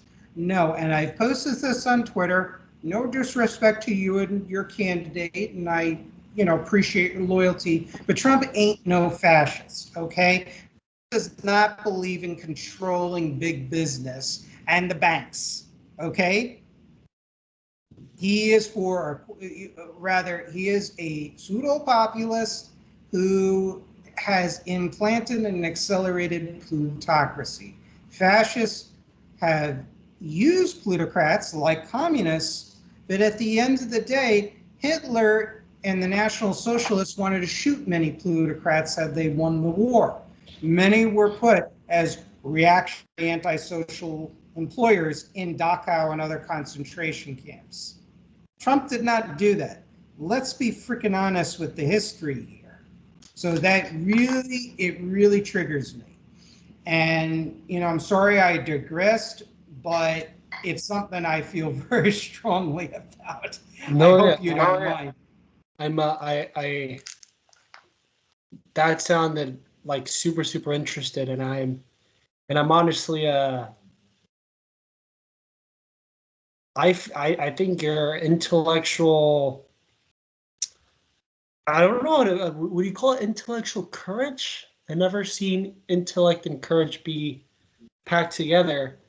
But your intellectual courage is quite amazing. Like being so interested in ideas that you would interview all these people, you would take their ideas seriously and examine them, and then reach your own conclusions is something that I think most people wouldn't be inclined to do. And I think that requires as you said, a degree of autism, a degree of obsession with finding the truth, and in my opinion, courage, which, as opposed to bravery, from what I understand, courage is that you acknowledge that there's dangers, you acknowledge that there's discomfort, you acknowledge that there's fear, but you do it anyways because it's the right thing to do.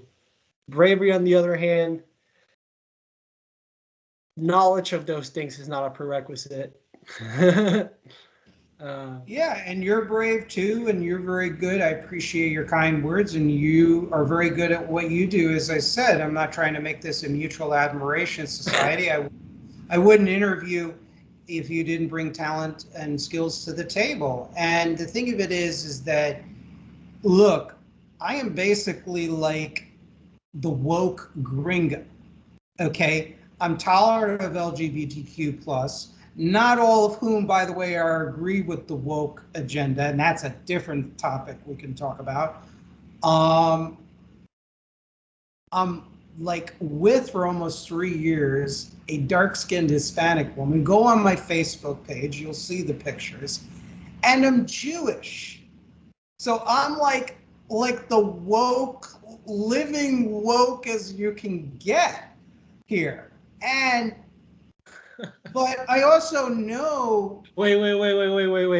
Before you go, this reminds me of the people when they say like, "I'm personally conservative, but politically progressive." You're like the opposite.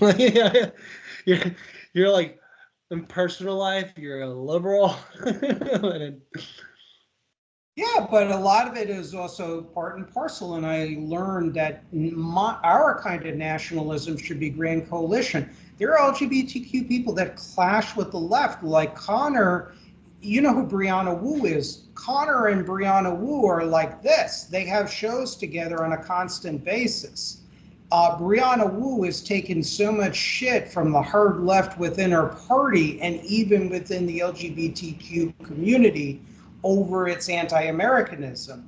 I would rather have her on my side than somebody who pretends to be patriotic and fly the flag, but do all kinds of business deals with communist China or whatever and things of that nature, or Venezuela and things of that nature. And that's what I'd rather have, because spiritually these people are on Team America for the survival of our country.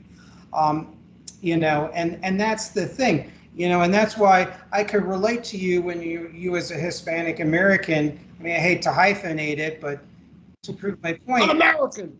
Exactly, you're part of our team, but you're part of our team. You're integrated, and you say truths that I know about large portions of the Hispanic electorate. It's like, why would I want to demonize that other group of people? Because America has been, and I got into a nasty argument because I said something provocative. It was Richard Hanania and I think Connor and others who posted this picture, white lady, black child, and I said, gave my bit that American nationalism needs to be accepting of multiracialism.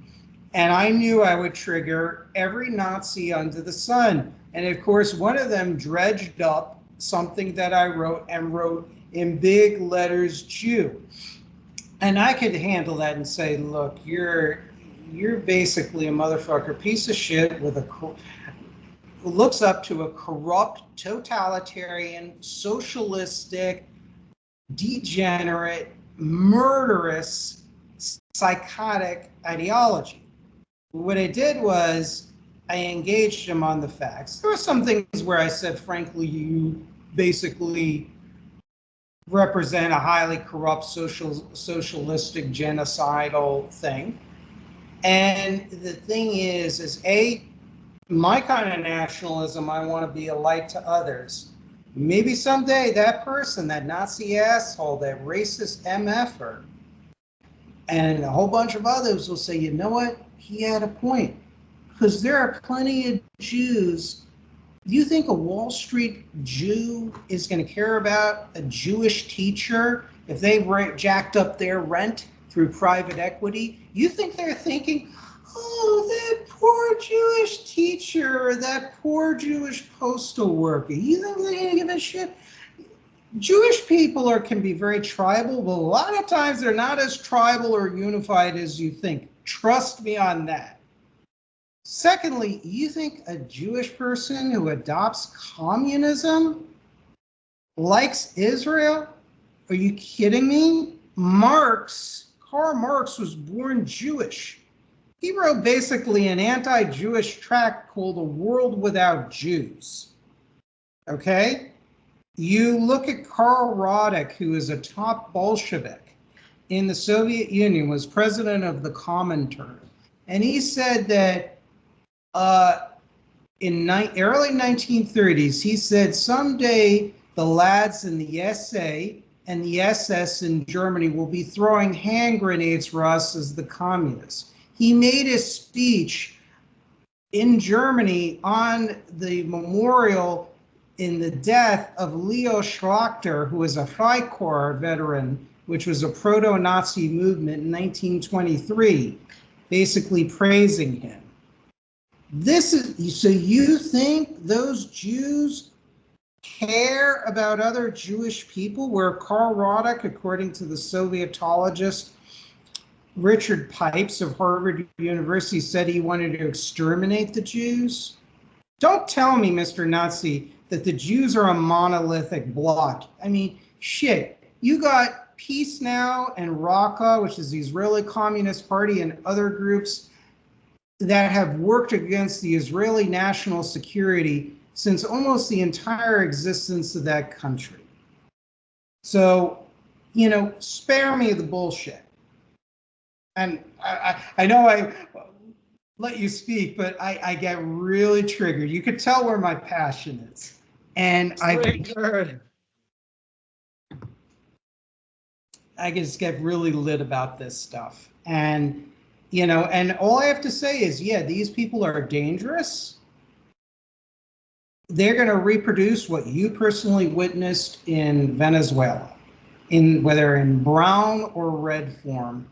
And I know I said a lot. I know this is turning like a Connor conversation where it was long form on both sides.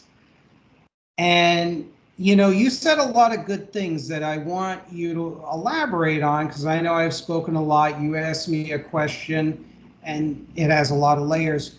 But on foreign policy, which is one of your wheelhouses, and at the end of the show, I really want you to tell the listeners where they can find all your work, both media as well as publicized. But foreign policy is one of your wheelhouses, and you mentioned a lot of different things on Connor's program, Counterfire, as well as Cenk, in the interview with Cenk Uyghur and other programs. You mentioned about transactional that the world is transactional in foreign policy. You mentioned these things.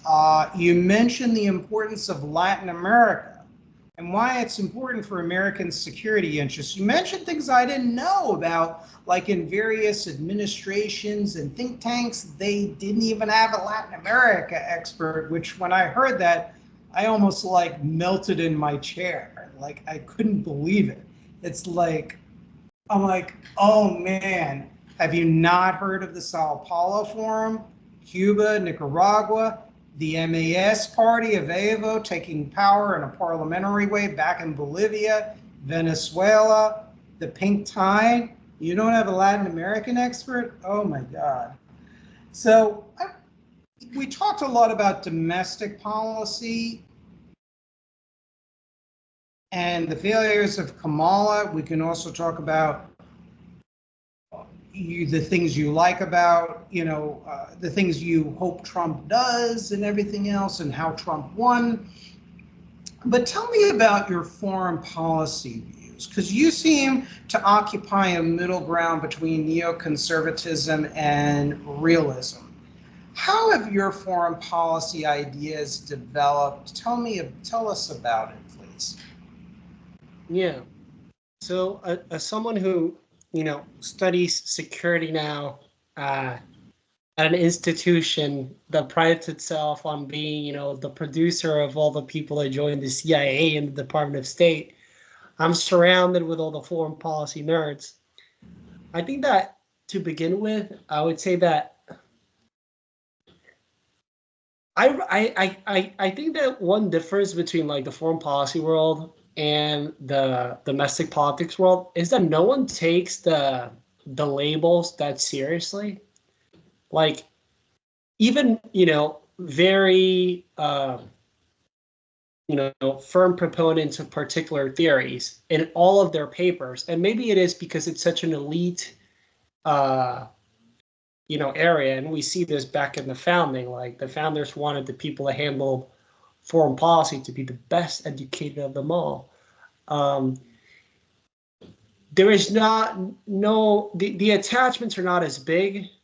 And again, this is in the foreign policy like elite, not necessarily in the foreign policy, domestic politics intersection, which you shine light on. Like for instance, like the people that are like, oh, Fidel Castro is like the George Washington, the sanctions in Cuba, the freedom, and a lot of them are just communists, so they connect their domestic politics with their foreign policy.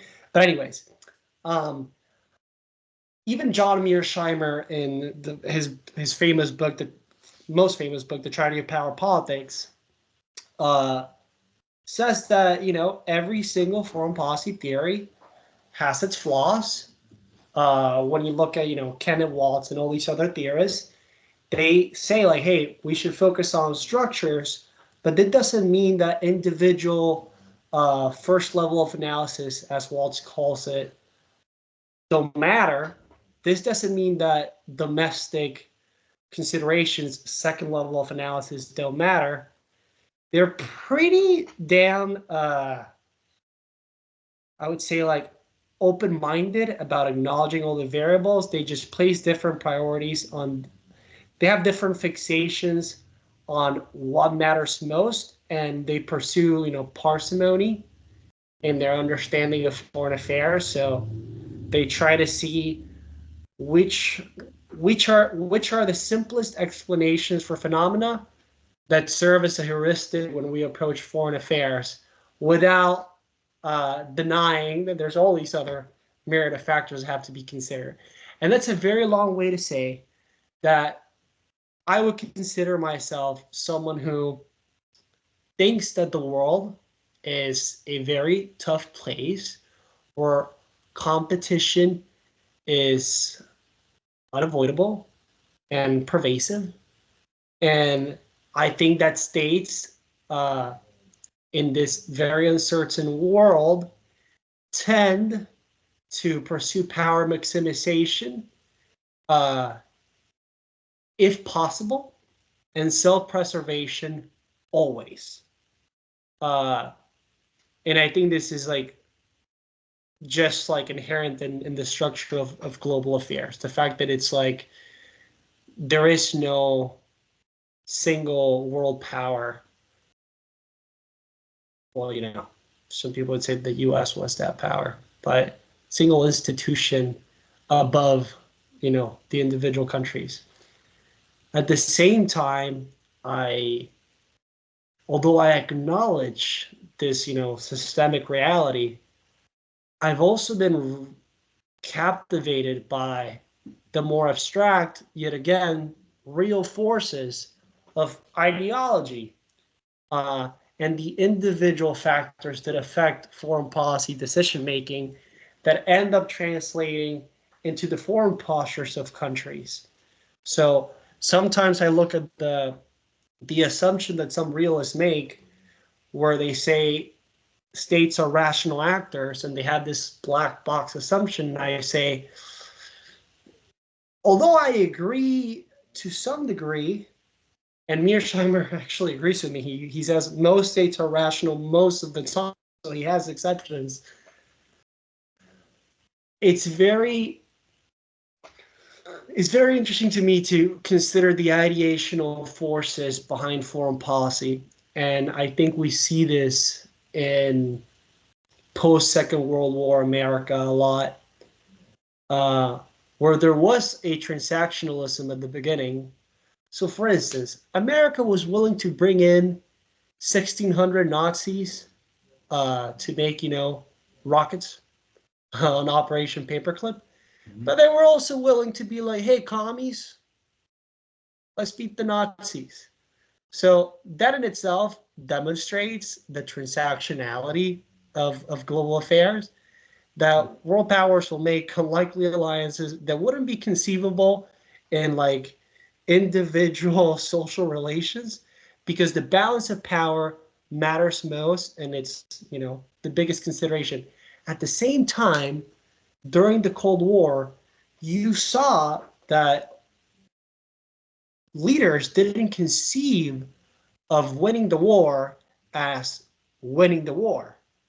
It was like an ideological war. Actually, when you look at the top brass in the US and Britain, they didn't fear the Soviet Union militarily at all. They didn't think the Soviet Union was going to invade the US. They didn't think the Soviet Union was capable of, you know, pursuing an offensive in Western Europe and so on. What they feared was an ideological fear. They feared that they might take advantage of Reconstruction to push their leftist ideology and capture institutionality in other countries.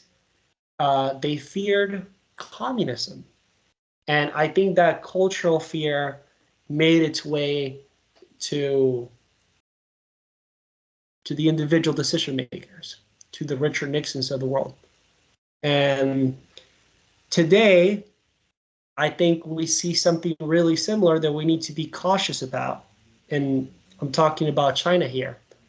Just like in the Cold War, we saw the ideological concerns reach the foreign policy world and sometimes clash with the realist concerns, with, you know, the strict analysis of the balance of powers. We see the same thing with China. And I think overall, if I were to simplify my current view on world affairs, I would say that I'm talking too much. I would say that. Oh, go ahead. I should give you the same courtesy. Go ahead. I would say that with all these, you know, little case studies that I mentioned, I think that the historical record is on the side, to the most part, to the offensive realists. And again, that means the assumption that countries are power maximizing, especially great powers like the US and now China and Russia. And we need to be strong, we need to be firm, and when possible, we got to maximize power as well. Because if we don't, and they do, we lose. It's a very simple game theory there. At the same time, I think that for foreign policy leaders to succeed in the modern world, they have to acknowledge this transactionality, which I think a big problem today is that the ideological forces are so strong that those realistic considerations, even those who call themselves realists, are abandoned. And again, it's that balance. I think it's the acknowledgement of the ideational forces, realizing that they matter, but also realizing that at the end of it all, there's the power dynamics there, and they're inescapable. And it's in seeing all these things and treating them with respect that you can reach like a reasonable foreign policy. And I don't know if you want me to touch on any particular subject, I can. I think I was too theoretical there. No. That's a great opening up, because I wanted to ask you also a bunch of follow-up questions too as well. Which countries and movements are the chief threats posed to the United States? Because several layers to this question. What countries, based on your study, are you concerned about?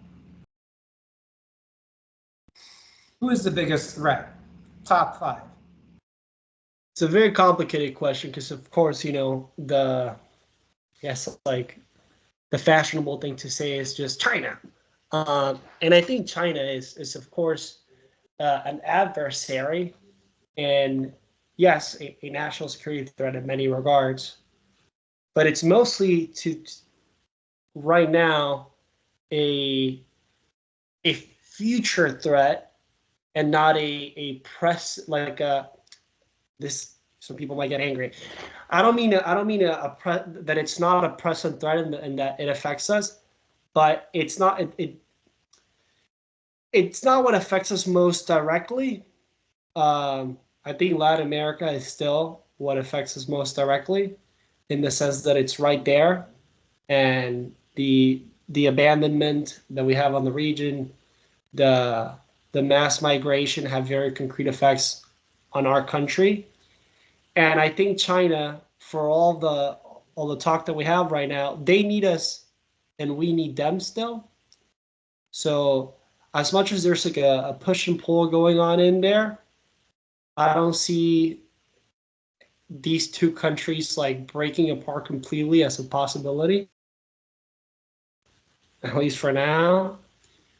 So I would say China is the biggest threat to U.S. To U.S.'s place in global affairs. It's the biggest future threat to the United States. So we have to, try to look at developments and consider this. The biggest present threats, I would say, are probably those smaller destabilizing countries like Venezuela, Iran, and to some degree North Korea, which again, like, these actors are also rational, but I would say they're less rational than China. And Russia, I would place it as at the moment as, I guess, like,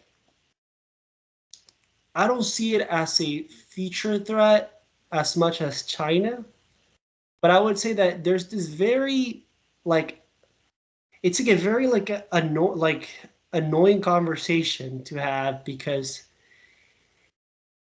there's like so many considerations to be had, because Russia and China are aligned in Latin America, which then is, it's a vehicle threat to the United States, a vehicle to a very direct threat to the United States.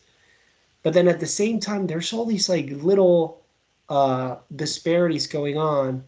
I know Obama used to say that North Korea was the biggest threat, and to some degree, I guess I understand it, because it is like a regime that is a little unstable, and they do have nukes.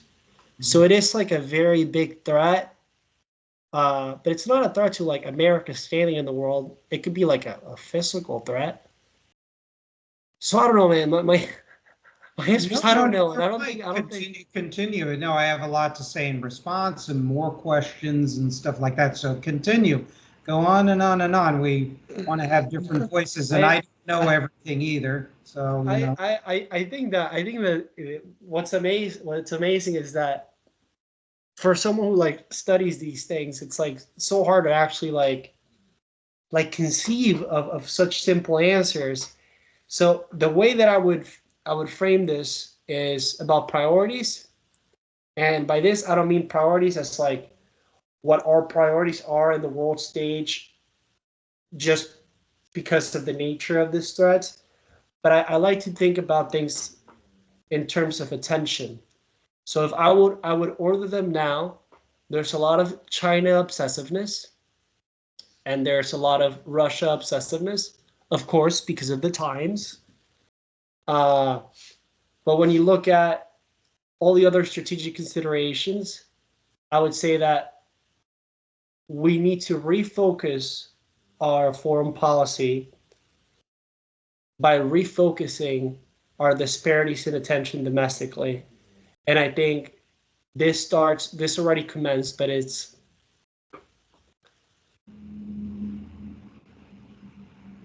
being less obsessive about the Middle East while not abandoning it, of course, being a little less obsessive about Europe. And again, I say less. None of this is like abandoning. Being a little more fixated on our hemisphere. Being as fixated as we are right now in the Indo-Pacific. I think that our posture right now it's sensible. Some people sometimes are like, let's focus on China. And there's this effect that I've written about, but I don't think I published this paper, but there's this effect that when priorities are set, when you obsess over priority 1, we forget about priority 2. We just like stop talking about the other priorities because we all look at priority 1. And I think what's happening right now is that everyone's talking about China. And of course, China matters. I agree with them. But we kind of like forgot about the rest of the map. So yeah, I guess that's my very, it's not my best take, but that's my take. Well, no, there are some points I disagree with, but kernels of points that I do agree with. From my point of view and a lot of research, China and Russia have been allies. I wrote a paper, and it's in some of my books, that even the Sino-Soviet split was vastly exaggerated during part of the Cold War. There's a lot of cooperation between the two powers, and splits can be easily healed. Ideology plays a very important role in foreign policy. Economic interests play a huge role in foreign policy, given, depending on the country, of course. I don't think there are some exceptions, but my view of alliances and allies, there are intersections of interests between nations, but nations are not always true friends. Israel, we have intersections of interest with. We have similar enemies. But Israel also exports technology to China and Russia, who generally are hostile politically to Israel, and to this day trains and has relationships with Hamas, Hezbollah, Ba'ath, Syria, and Iran. That's intersections of interest because that technology, Israel has cutting-edge military technology and weapons that ultimately gives our adversaries knowledge. Germany and Japan, back when Germany was divided, West Germany were huge offenders, West Germany and Japan, for the export of technology to East Germany, North Korea, China, the old Soviet Union. etc. Building whole industrial plants, shipyards, shipping computer technology, credits. West Germany subsidized East Germany through the swing credits. Is that good for the United States? No. Certainly not good for West Germany or Japan in their long-term interests. But yet we had military partnerships with these countries. NATO, various mutual defense agreements with Japan starting in the 1950s. So I say we have intersections of interest because you have interest groups, economic and political interest groups, that also pressure those governments. And of course, the United States, through COCOM and to a degree, tried to stop it, but at the same time, we didn't want to piss off our allies in West Germany and Japan either. So we let them trade a lot with the enemies of NATO and the United States. Now, when it comes to China and Russia and the old Soviet Union, they had a smorgasbord of strategies and ways to overtake the United States. And that's confirmed in their own writings. It's confirmed by defectors from the intelligence and military services. And Russia continued to be squarely against the United States even in the 1990s under Boris Yeltsin.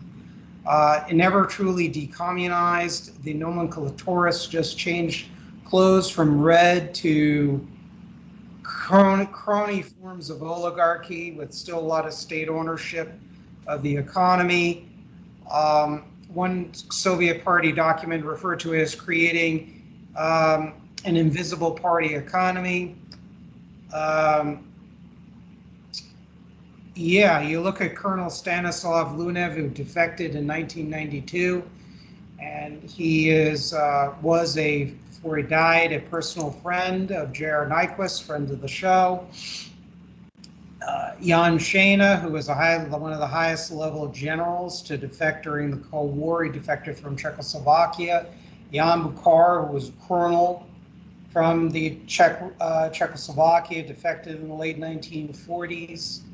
And a number of other people talked about the Red Dawn scenario against the United States. There were actual Soviet and then Russian and Chinese war plans against the United States. For most of the Cold War, I don't think those would have been successful because they were behind in nuclear technology until about the late 1960s, biological, chemical weapons, etc. They had it certainly, but we also had an industrial base. So did they. But ours was far more cutting edge and advanced. Where we started to lose steam was in the 1970s and the 1980s. That's where, in many ways, we were vulnerable when we started to export our industries in the name of alliances. And we did that with many countries exporting our industries because we didn't want to use tariffs because tariffs don't make economic sense after all. And free trade internationalism was getting root in our foreign policy establishment throughout the 1940s and 1950s, slowly but surely. And they had these plans. Colonel Lunev testified in 1992 after the quote collapse of the Soviet Union. They revised the war plan and it was not popular with the Bush or Clinton administration, so I was told. And he talked about how the Russians the nuclear war plan against the United States has been revised. China will take the lower 48 states. Russia would take back Alaska, which they've wanted to do even during the Cold War, according to defectors like Jan Buchar, amongst others that I have cited. And various third world nations aligned with China and Russia at the time would be invited for, quote, looting rights. Very scary. General Chi Hao-shin of the Chinese PLA had a alleged leaked speech, and it was published on the Epoch Times for 2005, where he talked about a massive biological warfare attack against China. Basically, they have a population problem, and you can find the full text of this speech. It's pretty frightening. But when you look at communist strategy, it is quite brilliant. It is extremely brilliant. I have Soviet military text translated into English on my bookshelf. It's some pretty scholarly stuff deployed for a horrific cause. And when you look at the Chinese plan, they call for a scorched earth strategy, use biological weapons to wipe out your population so they can move more Chinese people into the United States, similar to a militarist, fascist, collectivist Japan was faced with in the 1930s and early 1940s. And I think they used the example of National Socialist Germany and Japan in that speech, actually. But that's not the only strategy. They're very, I don't want to say rational. The China and Russia try to look at their policies like SWOT in the business and professional world: strengths, weaknesses, opportunities, and threats. And it's very Leninist, it's very opportunistic, but it's still ideological. They are governed by what Colonel Lunev, he met these people, Yan Shana met these people, the highest level, these are crazy people. But they're also very calculating, they're very smart. They know the pressure points in the United States and the free.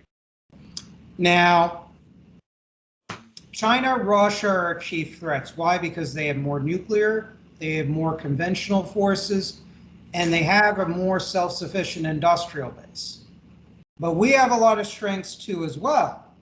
There's always a danger, or not danger for us, but danger for them, of a latent patriotism in the United States. The American people can go either way. Just like World War II, a lot of Americans did not want to join World War II and become involved, but once Pearl Harbor was bombed, it changed things around. So you can't always fuck with the Americans. It's a very iffy situation with that. The other thing, and I kind of will wave a little bit of a cautious Second Amendment flag, the American people are armed. And when you look at Soviet military texts, like the People Army and the Commander by Colonel Skirdo, they express concerns in target countries about partisan warfare. And you get a lot of Americans that have guns, I'm a gun owner, they're probably going to use them, just like the Afghans did against the Soviets in the 70s and 80s. So you have that. America still has an entrepreneurial base and a technical base, and sometimes we can make gold out of water too as well. So you can't underestimate the American spirit either. So I look at China and Russia, they are very strong, but they got their own issues too as well. They're not 10 feet tall, but they're not 10 inches short. They have allies throughout the world, internally in the United States, externally. I agree with you 100%. We got to watch out for Latin America. There's no question about it. It's our own backyard. Dominoes are falling. Unfortunately, we're dependent on Asia, particularly South Korea, Taiwan, Japan, parts of Europe, particularly Germany, for a lot of our products. So we're interconnected with them. I think we have to have a careful balance. I occupy a space between realism and neoconservatism, essentially. I don't like the hyper-interventionism, but I'm also not a quote-unquote isolationist. I don't like that term necessarily. Sometimes it's a misnomer. I think the biggest thing we have to do, my friend, we got to focus in on reindustrializing the United States and achieving social unity. Because when you look at the polls and the statistics, there's a lot of demoralization. There's always a danger that this country could surrender, especially when we're demoralized, when people don't think that they have a vested interest in defending their government and their economic system. And the other side is very good at propaganda. Russia and China, they are stoking all kinds of propaganda. They're pitting the MAGA people against the liberals. They're pitting the communists against the non-communists. they're using people on the right and the left to basically achieve their own foreign policy objectives. But the biggest thing we got to do is got to socially unify our people. We got to focus in on our home defense forces, and we also have to focus on reindustrializing the United States. What use are we to Ukraine if we can't even produce enough HIMARS and artillery shells? And you and I know that there have been a lot of publications, Brandon Weikark of the Washington Times, Philip Pilkington, American Affairs, they've all written about this. There are top generals that have warned that we can't produce enough artillery shells, missiles, etc., to defend Taiwan and Ukraine. So that's where I see the problem. So, yeah, I mean, and I think you said it in your point, you buried it in your point. You know, the other thing I want to read before we close up, or you have some closing comments, or you want to continue talking about another topic. Stalin wrote in 1921, if Europe and America may be called the front or the arena of the major battles between socialism and imperialism, the unequal nations and the colonies with their raw materials, fuel, food, and vast store of manpower must be regarded as the rear, the reserve of imperialism. To win a war, it is necessary not only to triumph at the front, but also to revolutionize the enemy's rear as reserves. That's why Latin America and other countries are important. And the other thing is China and Russia, they have always talked about using trade and our dependence on their goods as a weapon to force countries to not do certain things that they don't like, for example. So China tomorrow can embargo us and say, well, fuck you, America. We're just not going to send you any more shit. And we're going to just basically dump your treasury debt. And let's see what happens. Let's see how you survive. And they have threatened that for a long time. It's all based on Leninist, Stalinist, and Maoist theory. Deng Xiaoping praised the Arab oil embargo in 1974. Thought it as a lesson for the rest of the third world and the Soviet Union and China. Let's embargo products they need. We have our own oil. But foreign policy said, well, we got to import oil from the Middle East and Asia starting in the 1950s because they can't fall to communism, so we got to prop their economies up. Or in this case, American oil companies, they rather pour money into stock buybacks rather than drilling for more oil and natural gas. So we depend on other countries. And I don't hate other countries. I want them to succeed, especially on their own and all the rest of it. But that's a big weakness of ours. They embargo all that goods that we need. That's it. That's a concern of mine. And that's what Stalin was talking about. Dominoes falling elsewhere, including Latin America, as well as also embargoing goods and services that we need. So that's my take. So I don't know if you had any responses to that. I don't want to sound like an alarmist, but they have all these strategies. Think of it as a big buffet. You like Colombian food? You like Colombian food? Yeah. You like bandeja paisa? Yeah. Good shit, right? Yeah. It's all kinds of foods. You got the chorizo, the huevos, arroz, you got avocado, all of it, a smorgasbord. That's what bandeja paisa is. That's what Soviet, Russian, and Chinese strategy. They have all these things laid out on the table, a whole menu of choice, and they're going to say, what looks good at the moment? That avocado, the arroz, the beefsteak, chorizo, etc. That's how it is, and they look and see what is right without being too stupid. and 2, suicide. And that's all I have to say about that. That's my foreign policy theory. Take it or leave it. Yeah, I mean, I think I agree with you specifically on your what you label as the biggest, I guess, like foreign policy priority, not in terms of like country or region, but action. And I think you're completely right, focusing on our sufficiency to address any threat, and that starts by being prepared for the wars of the future and not the wars of yesteryear.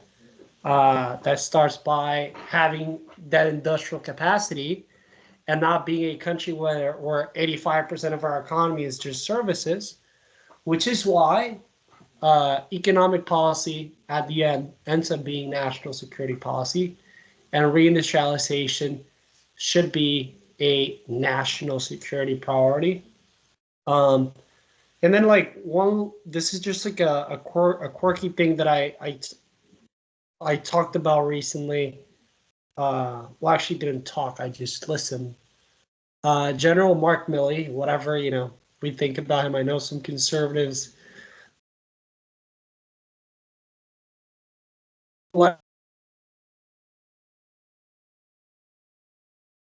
I was this Saturday. Yeah, this Saturday.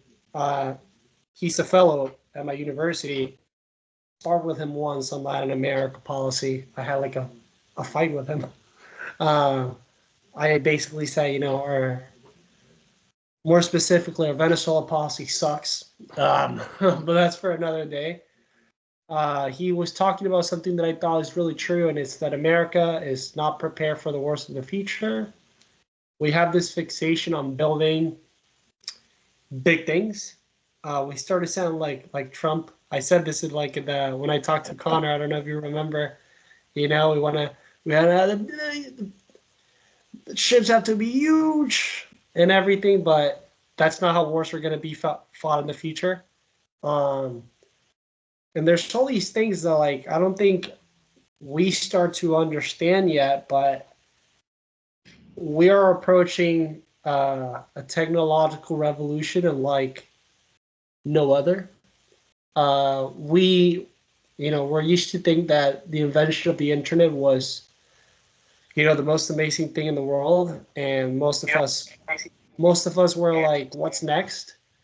And I guess we kind of know already what's next, and that's gonna be those unmanned drones and artificial intelligence and messing up with our enemies' radars and the most sophisticated forms of cyber war imaginable. So future conflict is not going to look like World War II. It's not going to look like World War One. It's not going to look like Korea or Vietnam. And it's going to require a lot of imagination. And I would add a lot of prudence. That's why most recently I've been calling myself this is silly, but I've been calling myself a foreign policy stoicist, which I haven't heard that term before, so I want to say that I coined it. It's like my addition to academia or whatever, although I never want to be an academic. And it's just a fixation on asking ourselves, what can we do? Which is, this is ingrained in offensive realism with material considerations. But I think you can have that foreign policy stoicism encompassing all of the foreign policy theories, the systemic theories. So yeah, I'll end it there. I think your whole illustration of the Sino-Russian alliance was really interesting and illuminating. We definitely see, during the Cold War, Russia's, biggest, I would say, discontent with the United Nations was when, I think it was for 13 days, the Republic of China replaced what they believed was the real China in the U.S. National Security Council, and they boycotted the UN. So that's that's another example that shows that the only international institution that they were satisfied with when it came to China, which at the time was not the China of today, it wasn't, and no one viewed it as promising, they went out of their way to say, hey guys, if you want us to be part of this global organization and you want us to participate in this world order, don't mess with our ideological counterpart. So, and I guess that I actually need to reflect on this, because I've described that as a realist consideration, but it might just be an ideological one, because maybe they have more to lose in raw material and military considerations. A lot of ideological stuff going on there. But I don't know, man. It's like so much information. Because at the same time, sometimes I hear the pushing Russia away from China now as crazy talk. Because China and Russia have become even more not integrated but aligned as the war in Ukraine progresses, and as the United States intensifies actions against both of them simultaneously. But theoretically speaking, I guess I'm not. I still understand why some people make the argument that if we're not capable of defeating China on a 1v1 situation, we should be trying to neutralize the Russia threat. But again, I have no clue how people believe that we would be capable to somehow make the Russians forget history. I don't know how they can imagine a world where Russia becomes a good actor in our eyes. So understand the theory, but I have no clue how you would get there. Those are my 2 cents.